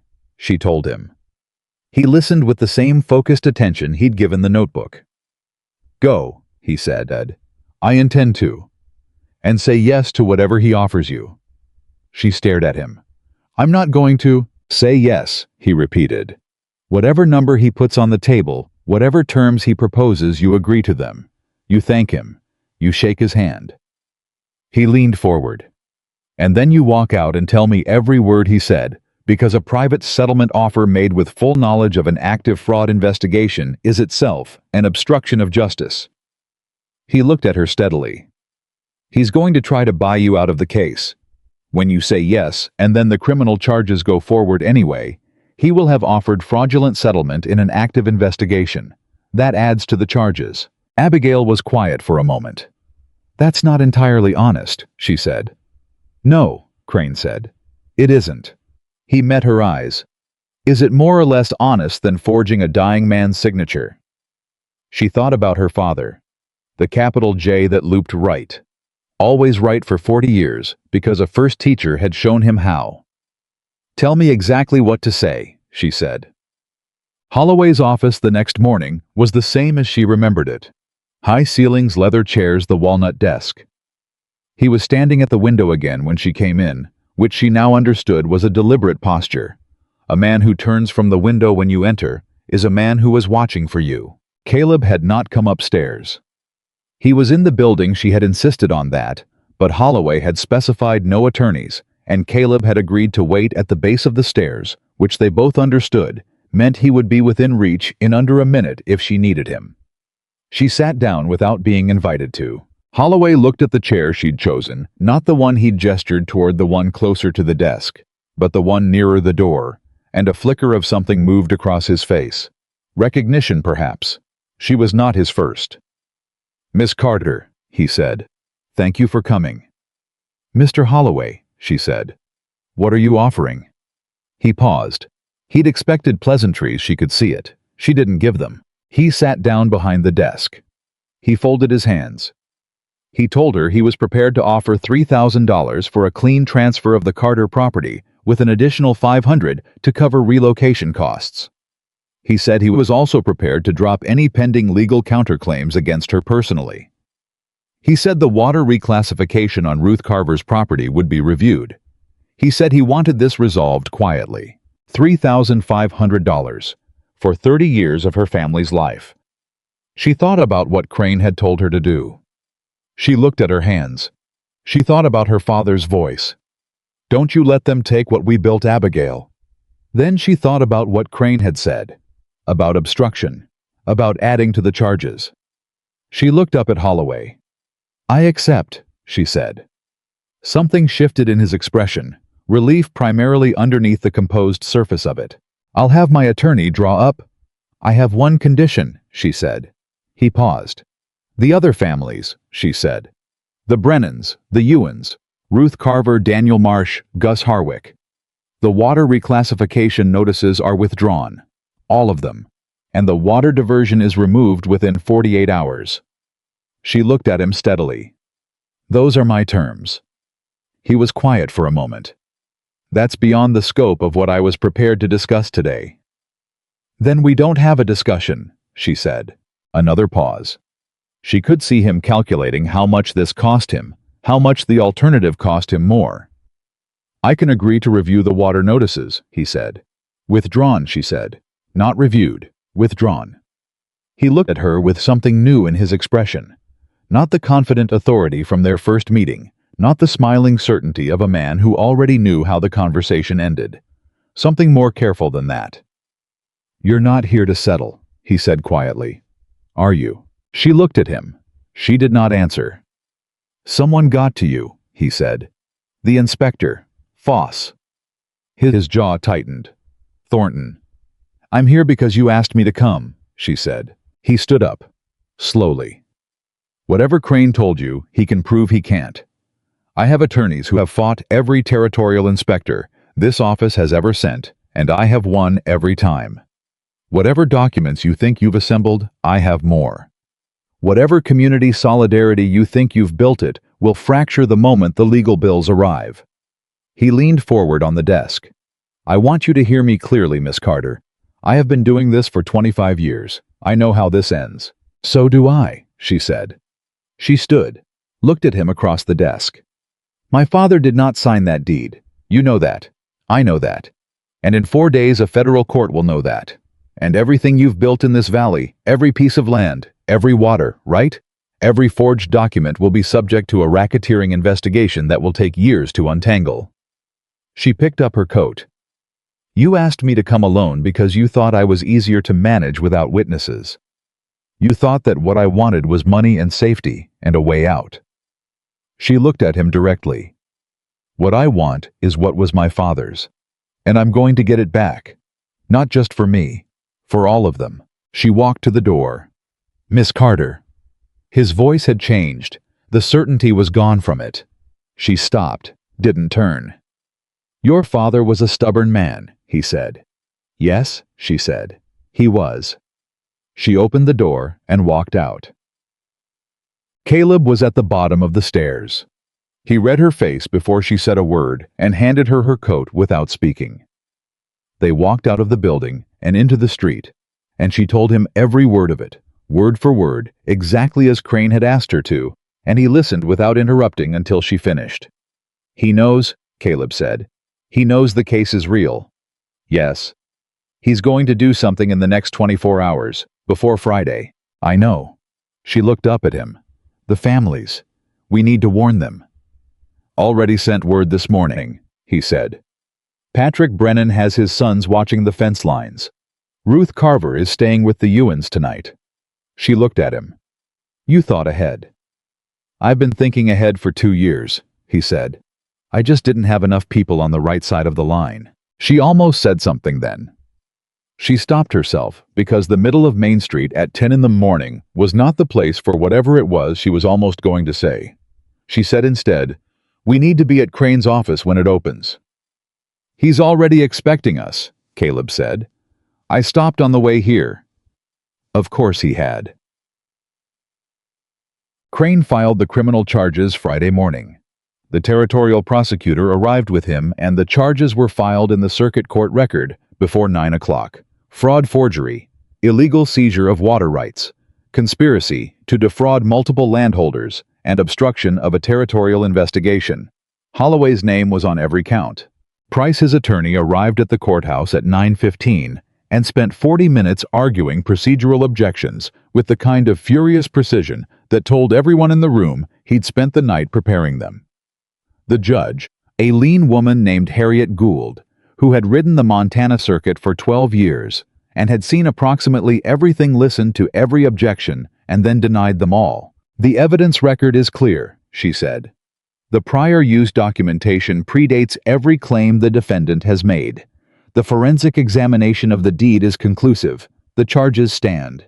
She looked at Price. "Your client will surrender his passport and remain within the territorial jurisdiction pending trial." Price said, "Your Honor, my client is a respected businessman who—" "Your client forged a dead man's signature," Judge Gould said. "I read the forensic report this morning. The ink analysis alone is sufficient for trial. We proceed." She brought down the gavel. In the gallery, Abigail sat between Ruth Carver and Caleb Thornton. Ruth had her hand and was squeezing it, and Abigail squeezed back. Patrick Brennan was 3 rows behind her. Daniel Marsh had come despite the difficulty of the journey, and he was sitting very straight with his cane across his knees and his old eyes bright and watching. When the gavel came down, nobody cheered. It wasn't that kind of moment.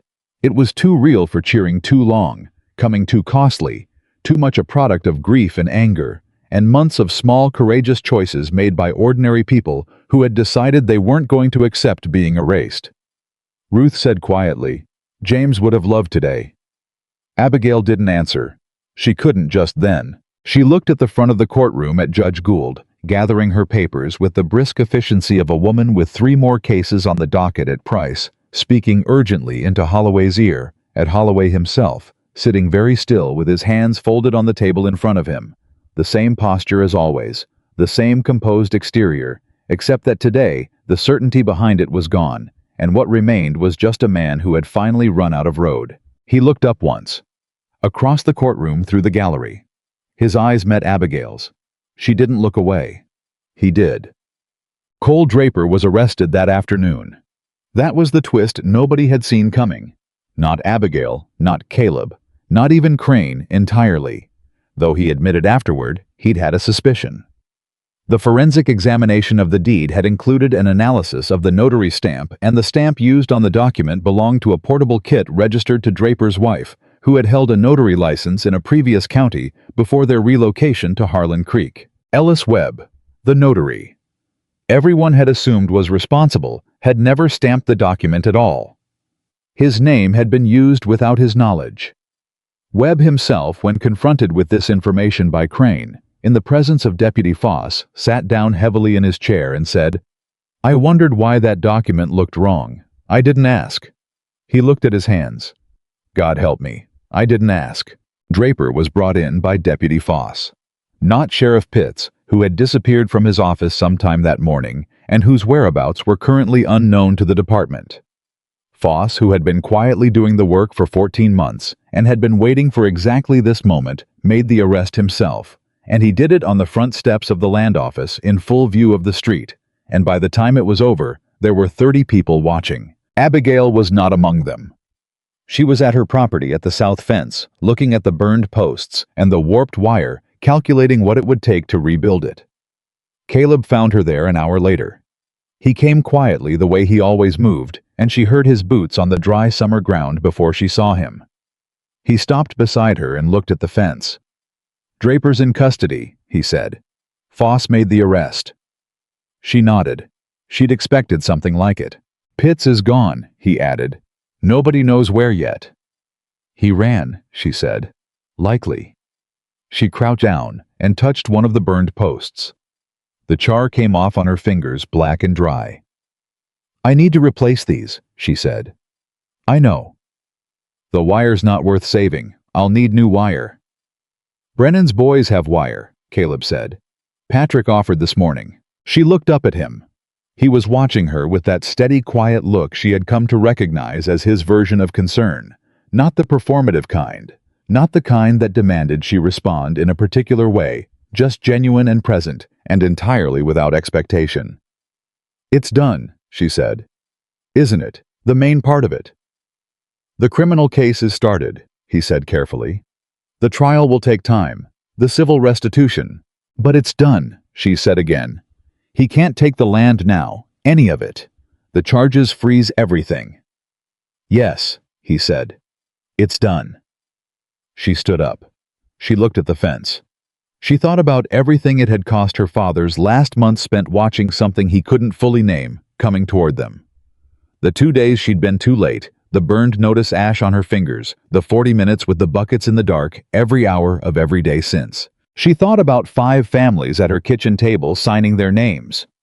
She thought about Daniel Marsh's 60-year surveys, and Harlan Foss's 14 months of private notes, and Judge Harriet Gould bringing down her gavel in a Montana courtroom. She thought about Caleb at the bottom of those stairs. "I need to tell you something," she said. He waited.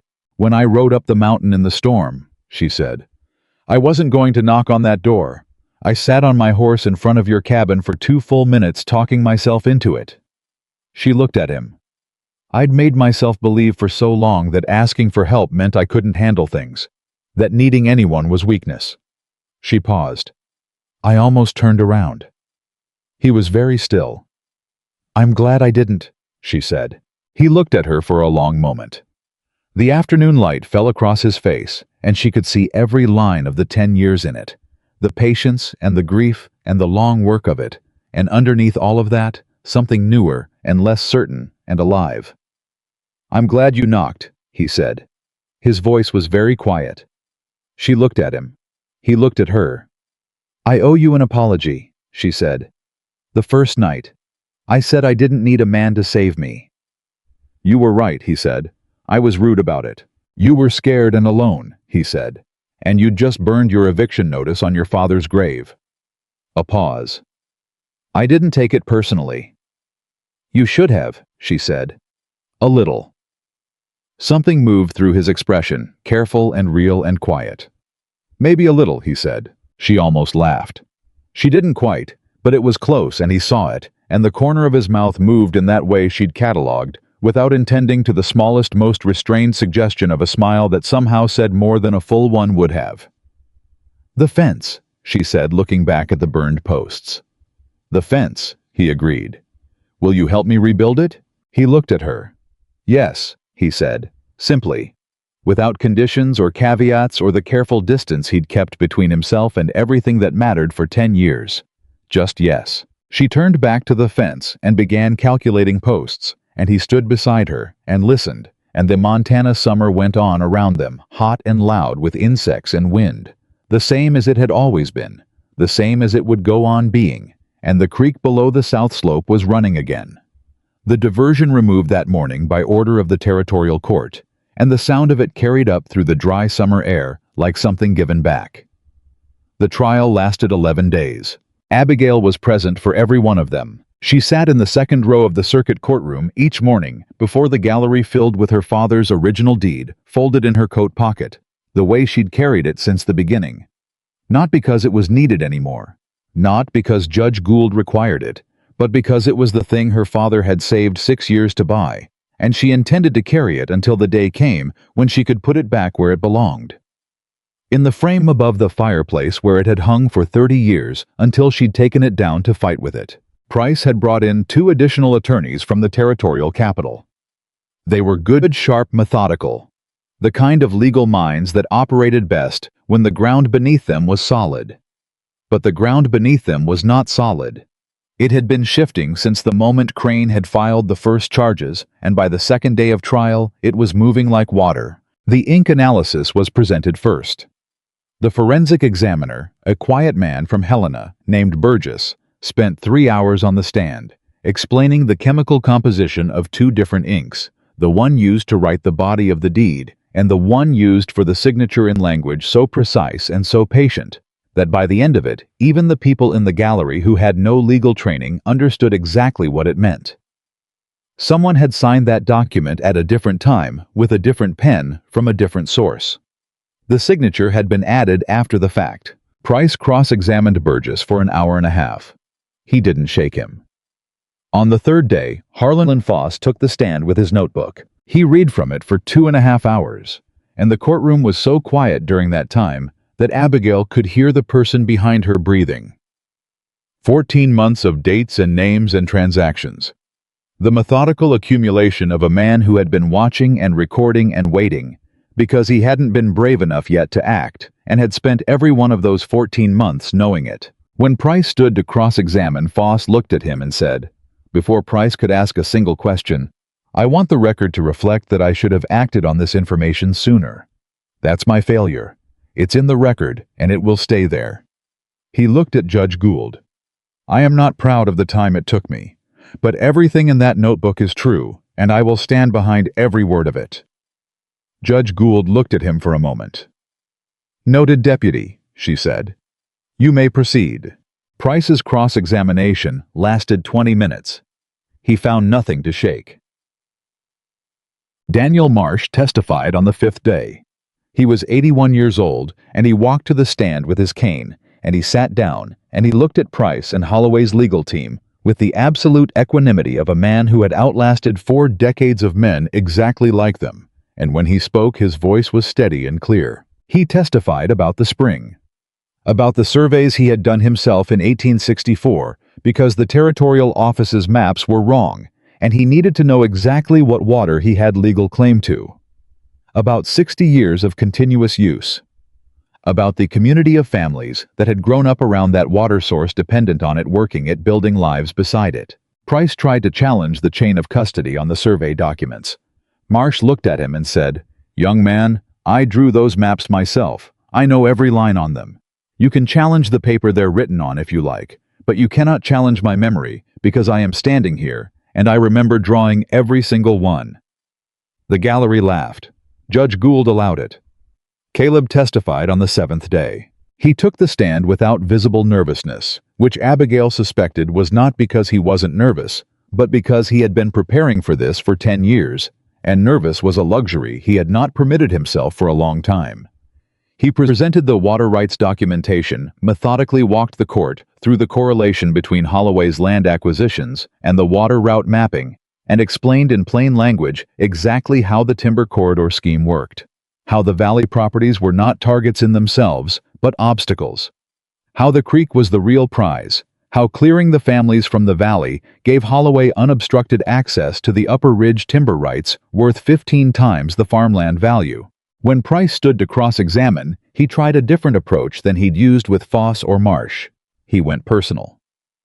"Mr. Thornton," Price said, "you have a personal grievance against my client, don't you?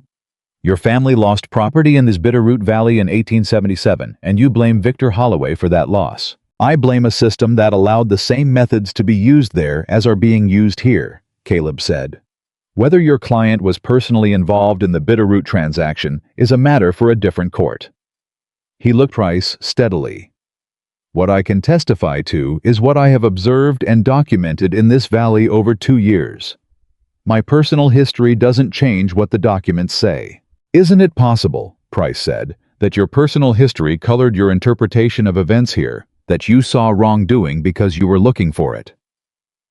Caleb was quiet for a moment. Just a moment. "Yes," he said.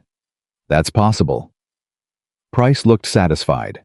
"It's also possible," Caleb continued, "that I recognized what I was seeing because I had seen it before. That experience and bias can look the same from the outside." He looked at the judge. "The documents speak for themselves. I'd invite the court to look at the documents." Judge Gould looked at Price. "I've looked at the documents, counselor. Move on." Holloway himself took the stand on the 9th day. He was composed as always. He answered Price's questions with the measured confidence of a man who had given sworn testimony before and knew exactly how to present himself. Credible, reasonable, a legitimate businessman who had been operating in good faith and had been the target of a coordinated campaign of false accusations. He said that James Carter had approached his company in March. He said the transaction had been conducted properly. He said he had no knowledge of any irregularity in the notarization process. He said Cole Draper had acted outside the scope of his authority, and that Holloway himself could not be held responsible for an employee's independent actions. He said all of this smoothly, unhurriedly, and it was well prepared. Then Abigail was called to the stand. She had not known she would be called. Crane had told her it was possible, but not certain. When the prosecutor said her name, she stood and walked to the front of the courtroom and sat down, and she looked at Holloway once directly across the distance between the witness stand and the defense table, and then she turned to face the prosecutor. He asked her about her father's health in March, about the hospitalization, about the dates. He asked her about the signature, about the rightward loop, about the 30 years of her father's correspondence.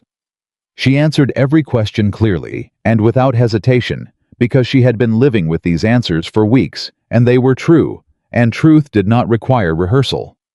Then Price stood for cross-examination. I was gentler with her than she expected. Respectful almost. She understood why she was a recently bereaved daughter, and the jury was watching, and he was too experienced to make the mistake of attacking her directly. Instead, he asked about Caleb. "Miss Carter, how long have you known Caleb Thornton?" Approximately 3 weeks, she said. And in those 3 weeks, Mr. Thornton has been instrumental in organizing your legal case, has he not? He has provided documentation and expertise, yes. He has also been present at your property on multiple occasions, including overnight. The courtroom went very still. She looked at Price. She understood exactly what he was doing, and she felt a clean, cold anger move through her. Not the kind that made you lose your footing, but the kind that made everything sharper. Mr. Thornton stayed on my property on 2 occasions to ensure my safety after an arson attack on my fence line, she said. An arson attack that has since been attributed to Mr. Draper, who is currently in custody. She kept her voice completely even. Is there a question about the documents, Mr. Price? Because that's what I testified about. A sound moved through the gallery. Not quite laughter, not quite approval, something in between. Judge Gould said nothing. She was watching Price. Price moved on. The verdict came on the 11th day, and it was not a surprise, but the weight of it was still something Abigail was not entirely prepared for. Guilty on all counts. She heard the words and felt Ruth Carver grip her arm from the left, and felt from her right side the warmth of Caleb standing very close, not touching. Just present the way he was always present. The way she had come to understand was simply how he existed in the world when he cared about something. Holloway received the verdict with the same composed exterior he had maintained throughout. But when Judge Gould began detailing the civil remedies, the land returns, the water rights restorations, the reparation payments to each affected family, something in his face finally moved. It was not quite grief. It was not quite rage. It was the expression of a man who had genuinely believed that the machinery he had built was larger than any force that could be assembled against it, and was now confronting the fact that he had been wrong. Judge Gould ordered the immediate restoration of all diverted water rights. She ordered the fraudulent land transfers nullified. She ordered reparation payments to all 6 families based on assessed damages. She ordered Holloway Land and Timber dissolved as a corporate entity pending the resolution of the criminal sentencing. Then she looked at the courtroom. At the gallery full of Valley families and Harlan Creek residents who had watched 11 days of testimony and evidence with the particular attention of people whose own lives were woven into the story being told.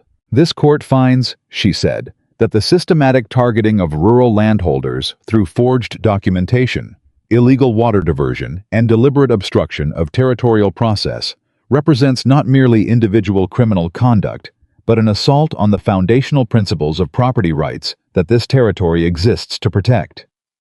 She set down her papers. The communities of this valley are restored to their lawful standing, and this court is adjourned. She brought down the gavel, and this time the gallery did not stay quiet. Afterward, on the courthouse steps. In the July heat, it was nearly the same date as when it had all begun. The anniversary of the notice, the anniversary of the storm. Abigail stood with all 6 families around her, and felt the particular exhaustion that comes after a very long fight finally ends. Patrick Brennan shook her hand and held it for a moment and said, "Your father raised you right, Miss Carter." Ruth Carver hugged her and didn't let go for a full minute and didn't say anything at all, which was more than enough. Daniel Marsh made his slow way down the courthouse steps and stopped beside her and said, "I've been waiting 40 years for a day like today." He looked at her with his old, clear eyes. "Didn't know it would take a 27-year-old schoolteacher to finally make it happen." "It took all of us," Abigail said. "Yes," he said, "but it started with you." He tipped his hat. "Your daddy would be very proud." She stood very still after he said it.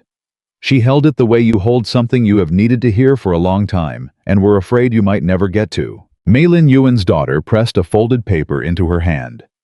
Abigail looked at it, a full account of every day of the trial, written in that neat, precise hand. Every testimony and ruling and procedural development recorded with the thoroughness of someone who understood that history needed to be kept by the people who lived it. "For the record," the girl said, "so it doesn't get forgotten." "Thank you," Abigail said. "What's your name?" "Clara," she said. "Clara Ewan." "Clara." Abigail folded the paper carefully. "You should be a lawyer." Clara Ewan looked at her with those sharp, steady eyes. I intend to be, she said. Caleb found her 10 minutes later, standing at the edge of the courthouse square, where the shade from the building fell long and cool across the ground. The crowd had thinned, families drifting back toward their horses and wagons, the ordinary business of the afternoon reasserting itself after 11 days of everything else. He stopped beside her. She heard him before she saw him. She had learned the particular sound of the way he moved, the quiet deliberateness of it. "How are you?" he said. "I don't know yet," she said honestly. "Ask me tomorrow." He was quiet for a moment. "That's fair." She looked at him. He was watching the square, watching the last of the families go, watching Foss speak to Crane near the courthouse door, watching the ordinary town resume itself. "You're thinking about leaving," she said. He looked at her. He didn't deny it. "The case is done," he said. "Holloway is finished. The families have their land back." He paused. "There's no particular reason for me to stay." She looked at him for a long moment. She had been thinking about this for days, knowing it was coming, trying to decide what she wanted to say and whether she had any right to say it. "You built a cabin on a mountain in this valley," she said. "You've been here for 2 years. You have more reason to stay than almost anyone." "That cabin was a place to work from," he said. "I built it for the case." "You built it because you needed somewhere to be," she said. "And you stayed because this valley was worth fighting for." She looked at him directly. "Those are 2 different reasons, and they're both true." His jaw moved slightly. He was working something out. She could see it, the internal negotiation between what he'd told himself for 10 years and what was actually true. "Abigail," he said. "Don't," she said. "Don't tell me you're a man who moves on. Don't tell me you don't know how to stay somewhere. You've been staying on that mountain for 2 years building something. That's not a man who moves on. That's a man who didn't have something worth staying for." She paused. "Yet." The word landed between them and stayed there. He looked at her. The afternoon light was in his face, and she could see everything, the 10 years of it, the careful distance he'd built and maintained. The thing that had been changing in him since the night she'd knocked on his door in a storm and refused to be easy about any of it. "That's not a fair argument," he said. "No," she said. "It isn't." She held his gaze. "I'm not known for fighting fair. I burned an eviction notice on my father's grave and rode up a mountain in a lightning storm and walked into Victor Holloway's office twice. Fair was never really my strategy." He looked at her for a long time. Something was loosening in him. She could see it, the way you see ice start to move in a thaw, the shift that starts small and then cannot be stopped. "I don't know how to do this," he said quietly. Not a deflection of fact, offered plainly with the kind of honesty she'd come to understand was the only language he really trusted. "Neither do I," she said. "I taught school in Billings for 4 years and came home too late and spent 3 weeks fighting a criminal land scheme. I haven't had a great deal of time for this." She gestured between them. "Whatever this is." "It's something," he said. "Yes," she said. "It is." Howe was quiet. Then, "I don't want to leave." "Then don't," she said. "It's not that simple." "Caleb." She waited until he looked at her. "You told me that watching from a distance didn't stop anything. That you spent 10 years learning that. You stood in the middle of this valley and chose to stop watching." She paused. "Stop watching now too?" He looked at her with those dark, steady eyes that had seen enough to be careful about everything, and she could feel him at the edge of something. The same edge she'd stood at when she'd raised her hand to knock on a stranger's door in a storm because it was the only way forward. "I rebuilt your fence," he said. "You helped rebuild my fence," she said. "There's a difference." The corner of his mouth moved. She felt it like a small warm thing. "You're not going to make this easy," he said. "Was I ever?" she said. He laughed. It was not a large laugh, nothing theatrical about it, just a real quiet sound that she thought might be the first genuinely unguarded thing she'd seen from him, and it changed his whole face when it happened.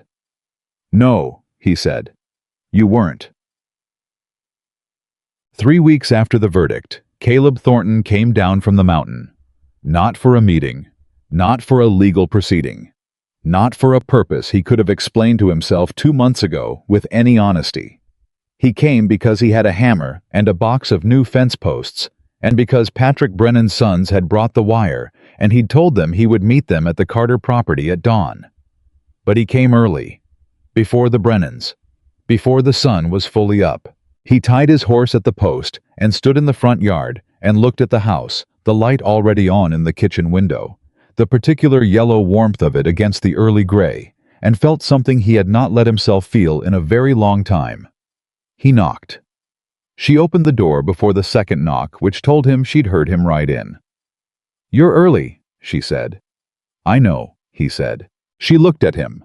She was still holding her coffee cup, hair not entirely pinned, the kind of unguarded morning look that a person only shows when they have stopped trying to keep their guard up. "Come in," she said. "Coffee's hot." He came in. He hung his hat on the peg beside the door without thinking about it, without deciding to the way you do a thing that has simply become natural, and followed her to the kitchen table, and she poured him a cup without asking how he took it, because she already knew, and he sat down across from her, the way he'd sat 100 times in the past 3 weeks, and the morning moved around them with the ordinary sound of a house waking up. After a while she said, "The deed's back in the frame." He looked toward the front room. He could see it from where he was sitting, the original land patent back above the fireplace where it had hung for 30 years. "I noticed," he said. She wrapped both hands around her cup and looked at it. "I've been thinking about what you said, about the cabin." "What I said about the cabin," he repeated carefully. "That you built it for the case, that it was a place to work from." She looked up at him. "I think that might have been true when you built it. I don't think it's true anymore." He was quiet. "I also think," she said, "that a man who has been carrying something for 10 years and has finally put it down might not know quite what to do with his hands." She looked at him steadily. "And that's all right. There's plenty of work here." He looked at her for a long moment. "Are you offering me a job?" he said. "I'm offering you a reason," she said. The word settled between them like something solid, something that would hold weight. He picked up his coffee cup. "The north pasture fence needs work too," he said. "Not just the south." "I know," she said. "I was waiting to see if you'd noticed." "I noticed the second day," he said. "Of course you did," she said. He drank his coffee. She drank hers. Outside, the sound of horses came up the road, the Brennan boys arriving with the wire right on time, the valley waking up around them, the way it had always done, and would go on doing. He set down his cup and stood, picked up his hat. "Ready," she said. "Yes," he said. She stood, took her own hat from the peg beside his, and they walked out together into the Montana morning, not side by side, the way strangers walk, but the way two people walk when they have been through something real and have come out the other side of it, still standing, still choosing each other, still facing the same direction. 6 months after the verdict, Victor Holloway was sentenced to 7 years in the Territorial Penitentiary. Cole Draper received 4 years. The attorney Price was disbarred. Sheriff Pitts was found in Nevada and extradited back to face charges of obstruction. He pled guilty and received 2 years. Harlan Foss was appointed acting sheriff of Harlan Creek. He accepted the position with the particular quietness of a man who understood exactly what it had cost to get there and had no intention of forgetting. The water ran clean all the way down from the upper spring through the Carter land and the Carver property and the Brennan pastures and the Ewan fields and past Daniel Marsh's fence line at the end of the valley. The diversion was removed, and the creek ran the way it had always run before someone decided to stop it, the way it would go on running long after all of them were gone. Clara Ewan began studying law by correspondence from the county seat. Maylin Ewan told Abigail about it one morning in November, with the particular proud restraint of a mother who knows her child is going to be extraordinary and is trying not to say so too loudly. Abigail sent Clara every document from the case, organized and annotated with a note that said, "These belong to the people who will need them next. They will always need them." Daniel Marsh died in January. He died in his own house, in his own bed, on his own land, with his cane leaning against the wall and his surveys framed above the fireplace, and 60 years of this valley's water in every board and stone of the place he'd built.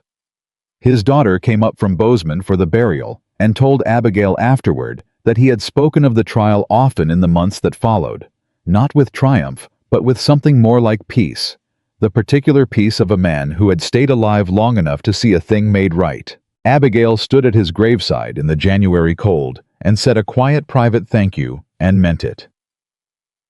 By the following summer, the Carter Ranch had doubled its cattle. Abigail had hired 2 ranch hands and was supplying beef to 3 towns along the rail line. She had repaired every fence on the property, had rerouted the creek feed to the north pasture, and had planted 30 acres of summer wheat that her father had always said the soil could support if you worked it right. She had been right that the soil could support it. Her father had been right about that too.